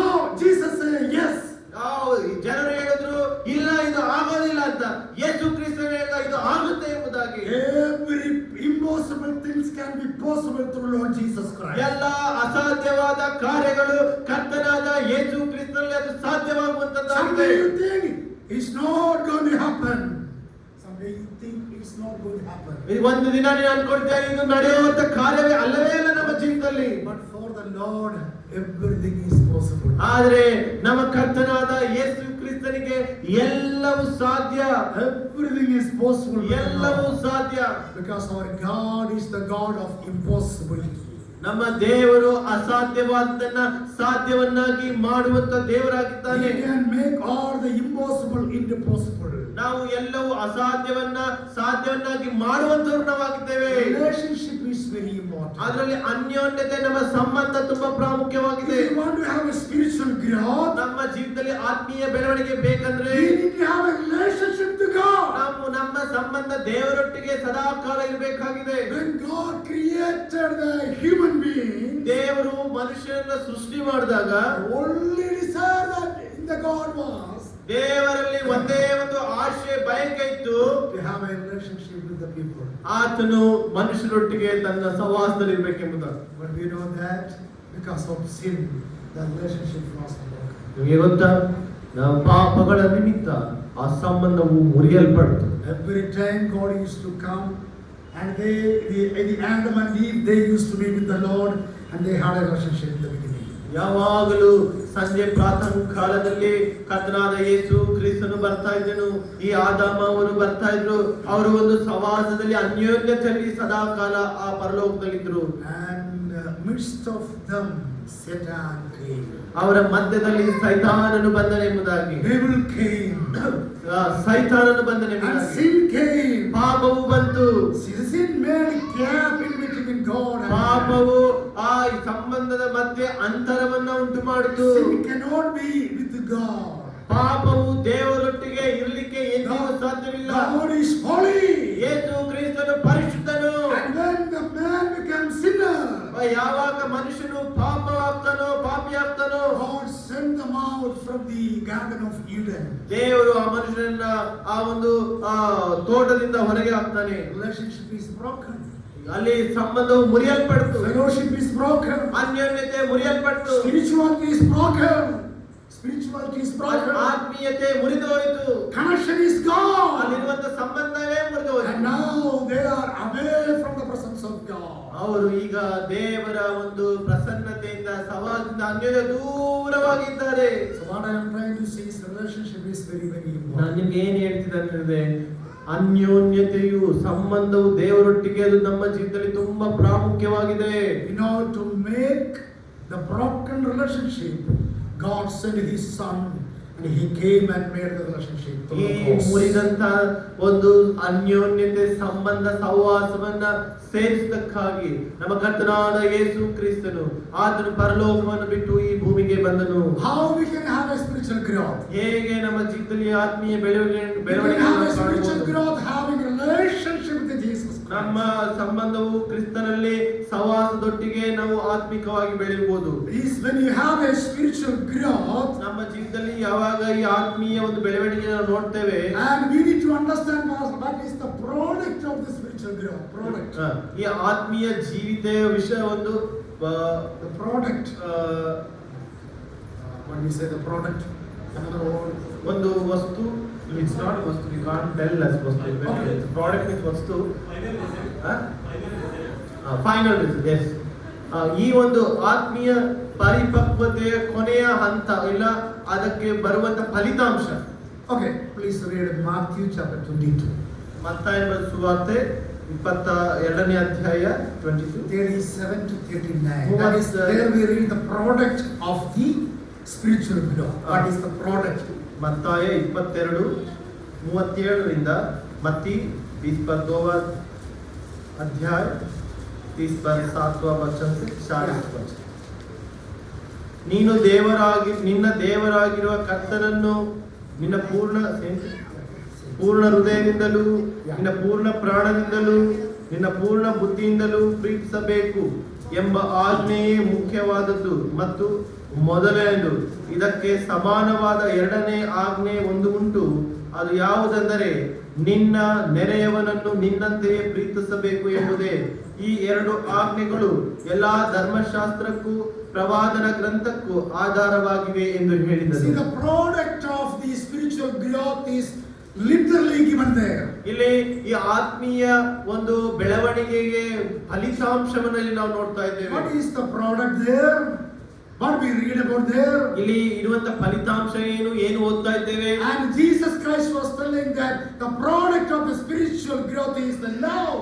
ಇಲ್ಲಿ ಈ ಆತ್ಮೀಯ ಪರಿಪಕ್ವತೆಯ ಒಂದು ಫಲಿತಾಂಶ ಏನಂದ್ರೆ ಪ್ರೀತಿ ಎಂಬುದಾಗಿ ನಾವು ನೋಡ್ತಾ ಇದ್ದೇವೆ. Spiritual maturity is loving Jesus, becoming more like him and loving others. ನೋಡ್ರಿ, ನಾವು ನೋಡ್ತೇವೆ ನಿನ್ನ ನೆರೆಯವರು ನಿನ್ನಂತೆಯೇ ಪ್ರೀತಿಸುವುದೇ ಎಂಬುದಾಗಿ ನೋಡ್ತೇವೆ. Which means we need to have the product of the love in our lives. ನಮ್ಮ ಜೀವಿತದಲ್ಲಿ ಈ ಒಂದು ಆತ್ಮೀಯ ಪರಿಪಕ್ವತೆಯ ಫಲಿತಾಂಶ ಪ್ರೀತಿಯು ನಮ್ಮಲ್ಲಿ ಇರಬೇಕಾಗಿದೆ. The product should come from our hearts. ಈ ಪ್ರೀತಿಯು ನಮ್ಮ ಹೃದಯದಿಂದ ಬರಬೇಕಾಗಿದೆ. And from our hearts the love has to come out. ನಮ್ಮ ಹೃದಯದಿಂದ ಈ ಪ್ರೀತಿ ಉಕ್ಕಿ And ಬರಬೇಕಾಗಿದೆ. we need to love the Lord. ನಾವು ಕ್ರಿಸ್ತನನ್ನ ಹೃದಯದಿಂದ ಪ್ರೀತಿಸಬೇಕು. At the same time we need to love others. ಅದೇ ರೀತಿಯಲ್ಲಿ ನಾವು ನಮ್ಮ ನೆರೆಯವರನ್ನ ಎಲ್ಲರನ್ನ ಪ್ರೀತಿ ಮಾಡಬೇಕು. Spiritual growth is simply about love. ಆತ್ಮೀಯ ಪರಿಪಕ್ವತೆ ಒಂದು ಫಲಿತಾಂಶ, ಅದರ ಮುಖ್ಯ ಉದ್ದೇಶ ಏನಂದ್ರೆ ನಾವು ಒಬ್ಬರನ್ನೊಬ್ಬರು ಪ್ರೀತಿಸಬೇಕು. Christianity is not a religion with a bunch of do's and don'ts. ಕ್ರೈಸ್ತತ್ವವು ಒಂದು ಧರ್ಮವಲ್ಲ. ಇದನ್ನ ಮಾಡು, ಇದನ್ನ ಮಾಡಬೇಡ ಎಂಬುದಾಗಿ ಹೇಳುವಂತಹ ಸಂಗತಿ ಅಲ್ಲ. It's about a relationship with God. ಇದು ದೇವರೊಟ್ಟಿಗೆ ಇರುವಂತ ಮನುಷ್ಯನ ಸಂಬಂಧವಾಗಿದೆ. ಅದೇ ಕ್ರೈಸ್ತತ್ವ. It's about relationship with the Lord Jesus Christ. ಇದು ಯೇಸು ಕ್ರಿಸ್ತನೊಟ್ಟಿಗೆ ಇರುವಂತ ನಮ್ಮ ಸಂಬಂಧ. In which you are learning to love him more and more. ಇದು ನಮಗೆ ದೇವರನ್ನ ಇನ್ನು ಹೆಚ್ಚಾಗಿ ಪ್ರೀತಿ ಮಾಡುವಂತೆ ಮಾಡುವಂತದ್ದಾಗಿದೆ. And moreover we need to become like Jesus Christ. ಅಷ್ಟು ಮಾತ್ರವೇ ಅಲ್ಲದೆ ನಾವು ಆತನ ಹಾಗೆ ಅದು ನಮ್ಮನ್ನ ಮಾರ್ಪಡಿಸುವಂತದ್ದಾಗಿದೆ. Jesus is love. ಯೇಸು ಕ್ರಿಸ್ತನೇ ಆ ಪ್ರೀತಿ. Bible says God is love. ದೇವರ ವಾಕ್ಯ ಹೇಳುತ್ತೆ ದೇವರು ಪ್ರೀತಿ ಸ್ವರೂಪ. And when we are in Jesus, ನಾವು ಆ ಕ್ರಿಸ್ತನಲ್ಲಿ ಇದ್ದಾಗ we also become in love. ನಾವು ಸಹ ಪ್ರೀತಿಯಾಗಿ ಮಾರ್ಪಡ್ತೇವೆ. The love is one of the very important points. ಪ್ರೀತಿಯು ತುಂಬಾ ಪ್ರಾಮುಖ್ಯವಾದ ಸಂಗತಿ. Spiritual growth is simply love others. ಆತ್ಮೀಯ ಪರಿಪಕ್ವತೆ ಅಂದ್ರೆ ನಾವು ಪ್ರೀತಿ ಮಾಡುವಂತದ್ದು. How I can know that he is a spiritual man? ನಾನು ಹೇಗೆ ಗೊತ್ತಾಗಬಹುದು ಇವರು ಆತ್ಮೀಕವಾಗಿ ಪರಿಪಕ್ವತೆ ಉಳ್ಳವರಾಗಿದ್ದಾರೆ? By seeing I cannot understand. ನೋಡುವುದರ ಮುಖಾಂತರ ನಮಗೆ ಗೊತ್ತಾಗೋದಿಲ್ಲ. If I put white color dress and something thinking something like different, no, you know, yes, he's spiritual man, right? ನಾವು ಬಿಳಿ ಬಟ್ಟೆ ಹಾಕೊಂಡು ಬೇರೆ ವಿಧಗಳು ಹಾಕೊಂಡು ಇವರು ಆತ್ಮಿಕವಾಗಿದ್ದಾರೆ ಎಂಬುದಾಗಿ And if ಹೇಳಿದ್ದಾರೆ. another person is coming with mustache, something like that, and color dress and all, he said, no, he's not a spiritual man. ನಾವು ಇನ್ನೊಬ್ಬ ವ್ಯಕ್ತಿ ಮೀಸೆ ಎಲ್ಲ ಹೆಂಗೆ ಬಿಟ್ಕೊಂಡು ಕಲರ್ ಡ್ರೆಸ್ ಎಲ್ಲ ಹಾಕೊಂಡು ಬಂದಾಗ ನಾವು ಹೇಳ್ತೀವಿ ಇದನ್ನ ಆತ್ಮಿಕವಾಗಿ ಬೆಳೆದಿಲ್ಲ ಎಂಬುದಾಗಿ. I will tell you one day it happened some years before in Bangalore. ಈ ನಿಮ್ಗೆ ಒಂದು ವಿಷಯ ಹೇಳ್ತೀನಿ. ಈ ಸಂಗತಿ ಕೆಲವು ವರ್ಷಗಳ ಹಿಂದೆ ಬ್ಯಾಂಗ್ಳೂರಲ್ಲಿ ನಡೆಯಿತು. Please do not tell to anybody. That is one assembly, not assembly as well as not like parliament church. That time it was a AG church. There is one person in Bangalore, and somebody told me and my friend to go and visit him. ಅಲ್ಲಿ ಒಂದಿರುವಂತ ಸಭೆಗೆ ಅವರು ನೀವು ಹೋಗಿ ಅವ್ರನ್ನ ಭೇಟಿ ಮಾಡ್ರಿ ಎಂಬುದಾಗಿ ನಮ್ಗೆ ಹೇಳಿದ್ರು. And he is a prophet, something like a prophet. ಅವರು ಹೀಗೆ ಹೇಳ್ಕೊಳ್ತಾರೆ, ನಾವು ಪ್ರವಾದಿಗಳು ಎಂಬುದಾಗಿ. So I was studying the Bible school, and just we want to know what it is. ನಾವು ಅವಾಗ ಇನ್ನ ಬೈಬಲ್ ಕಾಲೇಜಲ್ಲಿ ಓದ್ತಾ ಇದ್ವಿ. ಅದು ಏನೆಂಬುದಾಗಿ ತಿಳ್ಕೊಳ್ಳೋದಕ್ಕೆ ನಾವು ಅಲ್ಲಿ ಹೋದ್ವಿ. So myself and my friend, we both we went and see that prophet. ನಾವು ಹೋಗಿ ಆ ಪ್ರವಾದಿಯನ್ನು ಹೋಗಿ ನೋಡೋದಕ್ಕೆ ಹೋದ್ವಿ ಅಲ್ಲಿ. And there were many people, through queue, a lot of people want to see him. Queue ಅಲ್ಲಿ ನಿಂತ್ಕೊಂಡು ಆ ವ್ಯಕ್ತಿಯನ್ನ ನೋಡೋದಕ್ಕೆ ಅನೇಕರು ಇದ್ರು. ನಾವು ನಿಂತ್ಕೊಂಡ್ವಿ. Our time came. ನಮ್ಮ ಒಂದು ಸಮಯ ಬಂತು. And first I went. ನಾನು ಮೊದಲನೇದಾಗಿ ಹೋದೆ. So I was not having mustache, very young man, maybe 23 or something like that. ನನಗೆ ಇನ್ನ ಮೀಸೆ ಇರಲಿಲ್ಲ. I ನಾನು was so 23 clean. ವರ್ಷದವನು. I was so clean. ನಾನು ತುಂಬಾ ಶುದ್ಧವಾಗಿ ಕ್ಲೀನ್ And I ಆಗಿದ್ದೆ. was having a white shirt and everything. ನಾನು ಬಿಳಿ shirt ಹಾಕೊಂಡಿದ್ದೆ. And then I went inside. ನಾನು ಒಳಗಡೆ ಹೋದೆ. And he told me sit there. ಅವ್ರು ಹೇಳಿದ್ರು ನನಗೆ ಕೂತ್ಕೊಳ್ಳಿ. I was sitting there. ನಾನು ಕೂತ್ಕೊಂಡಿದ್ದೆ. And he prayed something, I don't know. ಅವರು ನನಗೆ ಪ್ರಾರ್ಥನೆ ಮಾಡಿದ್ರು, ನನಗೆ ಗೊತ್ತಿಲ್ಲ. And he spoke some other things and he was doing something. ಬೇರೆ ಬೇರೆ ಏನೋ ಮಾಡಿ ಅವರು ಪ್ರಾರ್ಥನೆ ಮಾಡಿದ್ರು. Then he opened his eyes. ಆಮೇಲೆ ಅವ್ರು ಕಣ್ ತೆಗೆದ್ರು. And he looked at me. ಅವರು ನನಗೆ ಹೀಗೆ ನೋಡಿದ್ರು. And he said, ಅವ್ರು ಹೇಳಿದ್ರು, the Spirit of God told me something. ದೇವರ ಆತ್ಮ ನನಗೆ ಒಂದು ವಿಷಯ ಹೀಗೆ ಹೇಳಿದ್ರು. Then I was sitting, okay. ನಾನು ಹೀಗೆ ಕುತ್ಕೊಂಡು ಕೇಳ್ತಾ ಇದ್ದೆ. Okay, anyway, let him say, I will hear. ಕೇಳೋಣ ಏನ್ ಹೇಳ್ತಾನೆ ಅಂತ. And he said that ಅವ್ರು ಹೇಳಿದ್ರು, the company that you are working and you are going to have more, I would say, you are going to have more money, means, salary and all. ನೀನು ಯಾವ ಕಂಪ್ನಿಯಲ್ಲಿ ಕೆಲಸ ಮಾಡ್ತಿದ್ಯೋ ನಿನ್ಗೆ ಇನ್ನ ಹೆಚ್ಚಾದ ಸಂಬಳ ಕಂಪ್ನಿ ನಿಂಗೆ ಕೊಡುತ್ತೆ ಎಂಬುದಾಗಿ ಹೇಳ್ತಾ ಬಂದ್ರು. I was company's company. ನನಗೆ ಅಲ್ಲಿ ಗಲಿಬಿಲಿ ಅದೇ ಕಂಪನಿಯ. I am studying the Bible school. ನಾನು ಬೈಬಲ್ ಕಾಲೇಜಲ್ಲಿ ಓದ್ತಾ ಇದ್ದೇನೆ. And there is the company that you are working there, you are going to have a more, importance and salary and all other things like that. ಆತನ ಹೇಳ್ತಾನೆ, ನೀನು ಯಾವ ಕಂಪ್ನಿಯಲ್ಲಿ ಕೆಲಸ ಮಾಡ್ತೇವೆ ನಿಂಗೆ ಇನ್ನ ಹೆಚ್ಚಾಗಿ ಸ್ಯಾಲರಿ ಬೇರೆ ಬೇರೆವಾಗಿ ನಿಂಗೆ ಹಣ ಹೆಚ್ಚಾಗಿ ಬರುತ್ತೆ ಎಂಬುದಾಗಿ. I knew that there is a false, everything is wrong. ಇದು ಎಲ್ಲವೂ ಸುಳ್ಳು ಎಂಬುದಾಗಿ ನನಗೆ ಚೆನ್ನಾಗಿ ಗೊತ್ತಿತ್ತು. Then, okay, I said okay, thank you. Then I left. I didn't say any other things. ನಾನು ಓಕೆ ಥ್ಯಾಂಕ್ ಯು ಅಂತ ಹೇಳಿ ನಾನು ಹೊರಟು ಬಂದೆ. And I was standing outside. ನಾನು ಆಚೆ ಕಾಯ್ತಾ ಇದ್ದೆ. The second, my friend is there. ನನ್ನ ಎರಡನೇದಾಗಿ ನನ್ನ ಸ್ನೇಹಿತ And ಇದ್ದಾನೆ. he is from Kanyakumari. So usually, he is the man. If you look, he's something like a rowdy type. ಅವರು ಕನ್ಯಾಕುಮಾರಿ ಅವರು ಆತನು ಸ್ವಲ್ಪ ರೌಡಿಯಾಗಿ ಕಾಣಿಸ್ತಾ ಇದ್ದ ನೋಡೋದಕ್ಕೆ. And he had a mustache and a color dress and all. ಆತನಿಗೆ colour dress ಇತ್ತು. And he went inside. ಆತನ ಒಳಗಡೆ So ಹೋದ. I was sitting outside, standing outside. ನಾನು ಹೊರಗಡೆ ಕಾಯ್ತಾ ಇದ್ದೆ And ಆತನಿಗಾಗಿ. after he came, after some time he came. ಸ್ವಲ್ಪ ಹೊತ್ತಾದ್ಮೇಲೆ ನನ್ನ ಸ್ನೇಹಿತ ಹೊರಗಡೆ ಬಂದ. And I asked him, what he said about you. ನಿನ್ನ ಬಗ್ಗೆ ಆತ ಏನ್ ಹೇಳ್ದ ಹೇಳ ನನಗೆ. And he asked him. ಆತನು ಹೀಗೆ ಹೇಳಿದ್ರು. And after the prayer he said like this. ಆತನು ಪ್ರಾರ್ಥನೆ ಮಾಡಿ ಆ ಪ್ರವಾದಿ ಅಂತ ಹೇಳ್ಕೊಳ್ಳೋನು ಹೀಗೆ ಹೇಳ್ದ, You are not saved. ನೀನು ರಕ್ಷಣೆ ಹೊಂದಿಲ್ಲ. You have to be saved. ನೀನು ರಕ್ಷಣೆ ಹೊಂದಬೇಕು. And if you are not committing yourself to the Lord, ನೀನು ನಿನ್ನನ್ನೇ ಕರ್ತನಿಗೆ ಒಪ್ಪಿಸದೆ ಹೋದ್ರೆ you are going to die within times. ನೀ- You are going to die. You are going to die within times.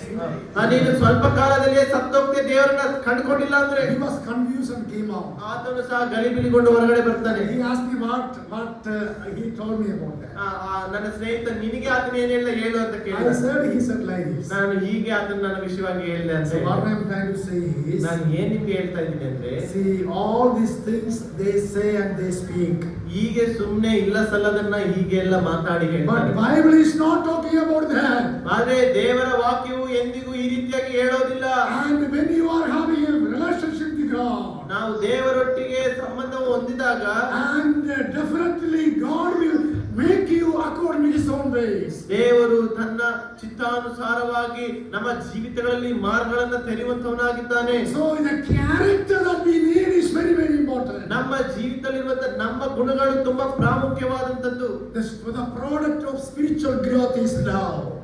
ಕ್ರಿಸ್ತಿಯ ಆತ್ಮೀಯ ಪರಿಪಕ್ವತೆಯ ಒಂದು ಗುರುತು ಏನಂದ್ರೆ ಅದು ಪ್ರೀತಿಯಾಗಿದೆ.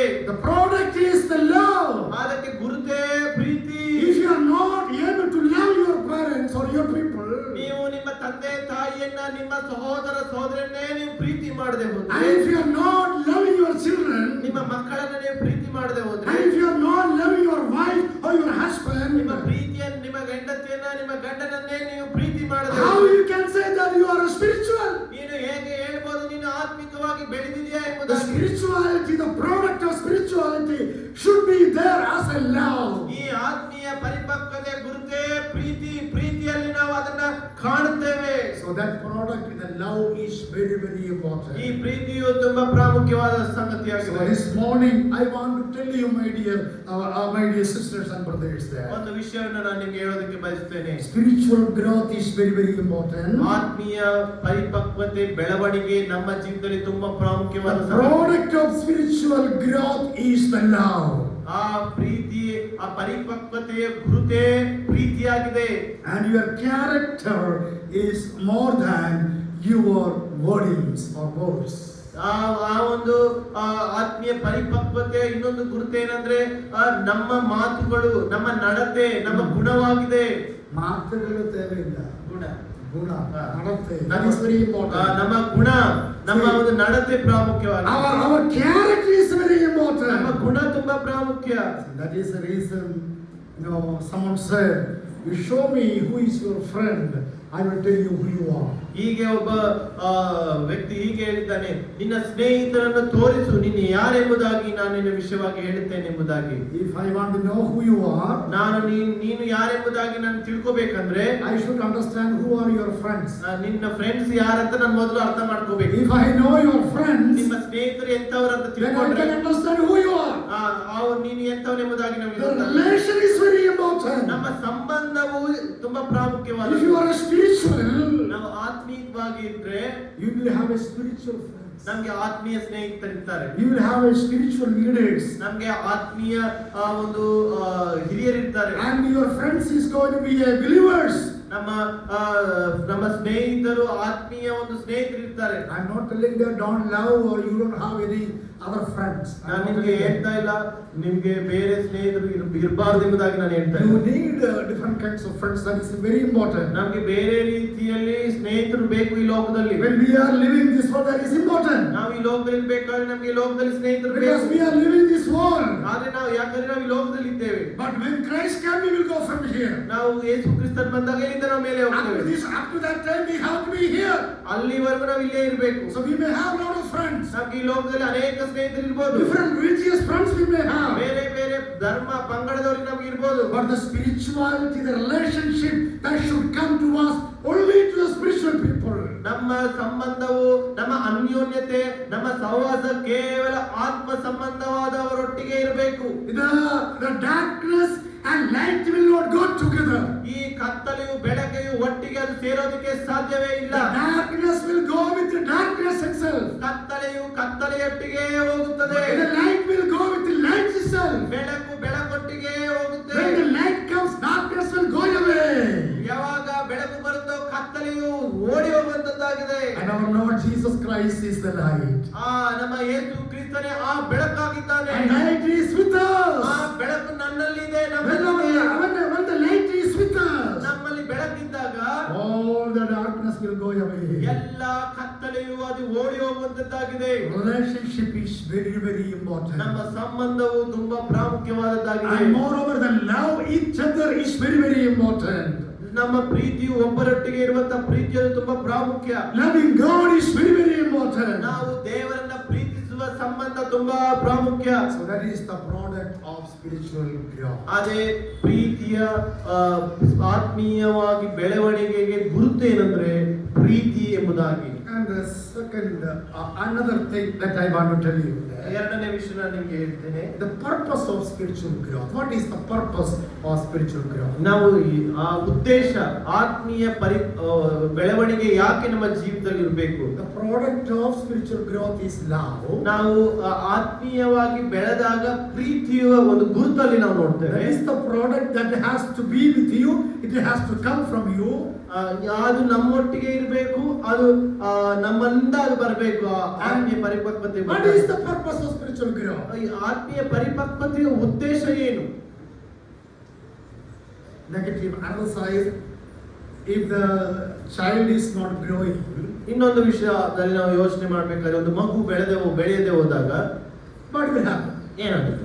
What do you think about? ನಾವು ಏನು ಯೋಚನೆ ಮಾಡ್ತೇವೆ? Some problem is there. ಒಂದು ಸಮಸ್ಯೆ ಇದೆ ಎಂಬುದಾಗಿ. Some sickness is there. ಅದಕ್ಕೆ ಏನೋ ರೋಗ ಇದೆ. And we need to give some medicine. ಅದಕ್ಕೆ ನಾವು ಅದಕ್ಕೆ ಔಷಧಿಗಳನ್ನು We need ಕೊಡ್ತೇವೆ. to take that person to the hospital. ನಾವು ಆ ಮಗುವನ್ನ hospital See, that is our idea, right?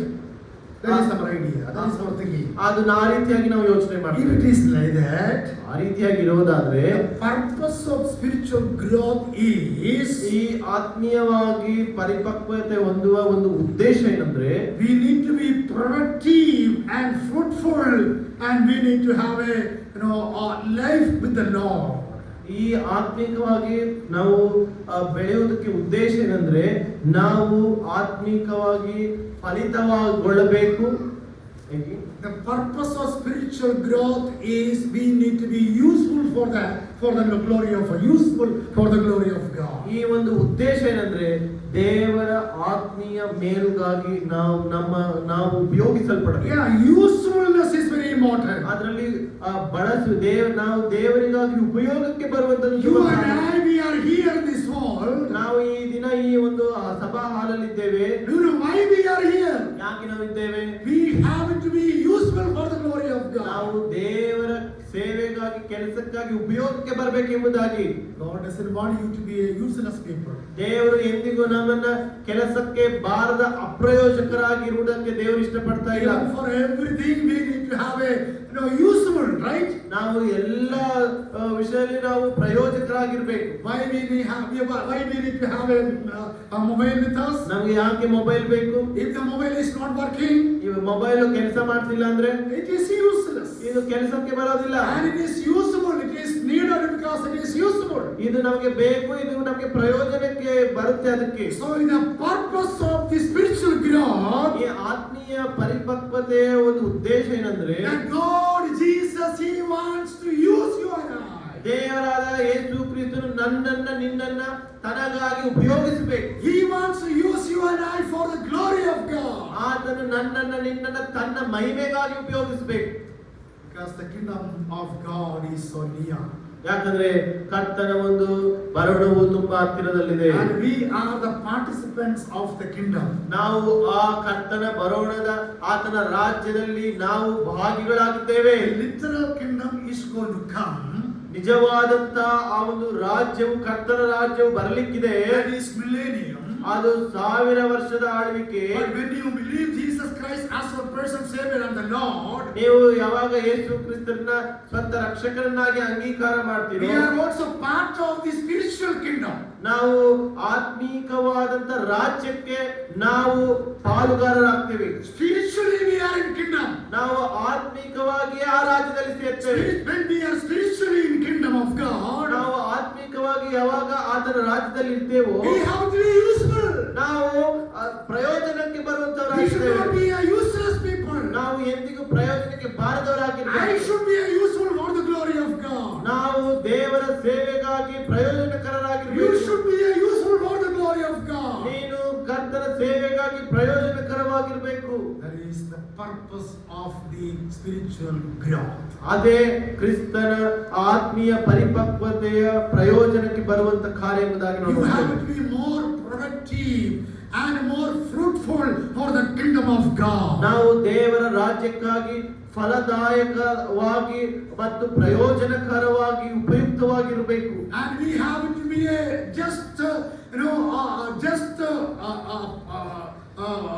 just a man who is supposed to be submitted to the Lord. ನಾವು ಕೇವಲ ಕರ್ತನಿಗೆ ಒಪ್ಪಿಸಿಕೊಟ್ಟಂತ ವ್ಯಕ್ತಿಗಳಾಗಿರೋದು ಮಾತ್ರವಲ್ಲ, God has to lead you and I. ಆ ದೇವರು ನನ್ನನ್ನ ನಿನ್ನನ್ನ ತನ್ನ ಸೇವೆಯಲ್ಲಿ ತನ್ನ ಕಾರ್ಯಕ್ಕಾಗಿ ತನ್ನ ಕೆಲಸಕ್ಕಾಗಿ ಉಪಯೋಗಿಸಬೇಕು. And we need to walk behind Lord Jesus Christ. ನಾವು ಆ ಯೇಸು ಕ್ರಿಸ್ತನ ಹಿಂದೆ ನಾವು ನಡೆಯುತ್ತಾ ಬರಬೇಕು. And we need to be the followers of Lord Jesus Christ. ನಾವು ಯೇಸು ಕ್ರಿಸ್ತನನ್ನ ಅನುಸರಿಸುವವರು ಆಗಿರಬೇಕು. And we need to be always after Lord Jesus Christ. ನಾವು ಯಾವಾಗಲೂ ಯೇಸು ಕ್ರಿಸ್ತನ ನಂತರದ ವ್ಯಕ್ತಿಗಳಾಗಿರಬೇಕು. Yesterday evening we were talking about John the Baptist, right? ನಾವು ನಿನ್ನೆ ಸಾಯಂಕಾಲ ಸ್ನಾನಿಕನಾದ ಯೋಹಾನನ ಕುರಿತಾಗಿ ಧ್ಯಾನ ಮಾಡ್ತಿದ್ವಲ್ಲ. And Jesus said John the Baptist is the burning and shining light. ಯೇಸು ಕ್ರಿಸ್ತನು ಉರಿಯುವ ದೀಪದಲ್ಲಿ ಪ್ರಕಾಶಿಸುವಂತವನೆಂಬುದಾಗಿ ಆತನ ಬಗ್ಗೆ ಸಾಕ್ಷ್ಯವನ್ನು ಕೊಡ್ತಾರೆ. John chapter 3 verse number 30. ಯೋಹಾನನು ಬರೆದ ಸುವಾರ್ತೆ 3ನೇ ಅಧ್ಯಾಯ. And there we see the attitude of John. ಯೋಹಾನನ ಒಂದು ಆತನ ಒಂದು ಏನು ಮನೋಭಾವ ನಾವಲ್ಲಿ ನೋಡ್ತೇವೆ. Do you know what is the attitude there? ಆತನ ಮನೋಭಾವ ಏನು? He must increase, I must decrease. ಯೇಸು ಕ್ರಿಸ್ತನು ಹೆಚ್ಚಿಸಲ್ಪಡಬೇಕು, ನಾನು ತಗ್ಗಿಸಲ್ಪಡಬೇಕು.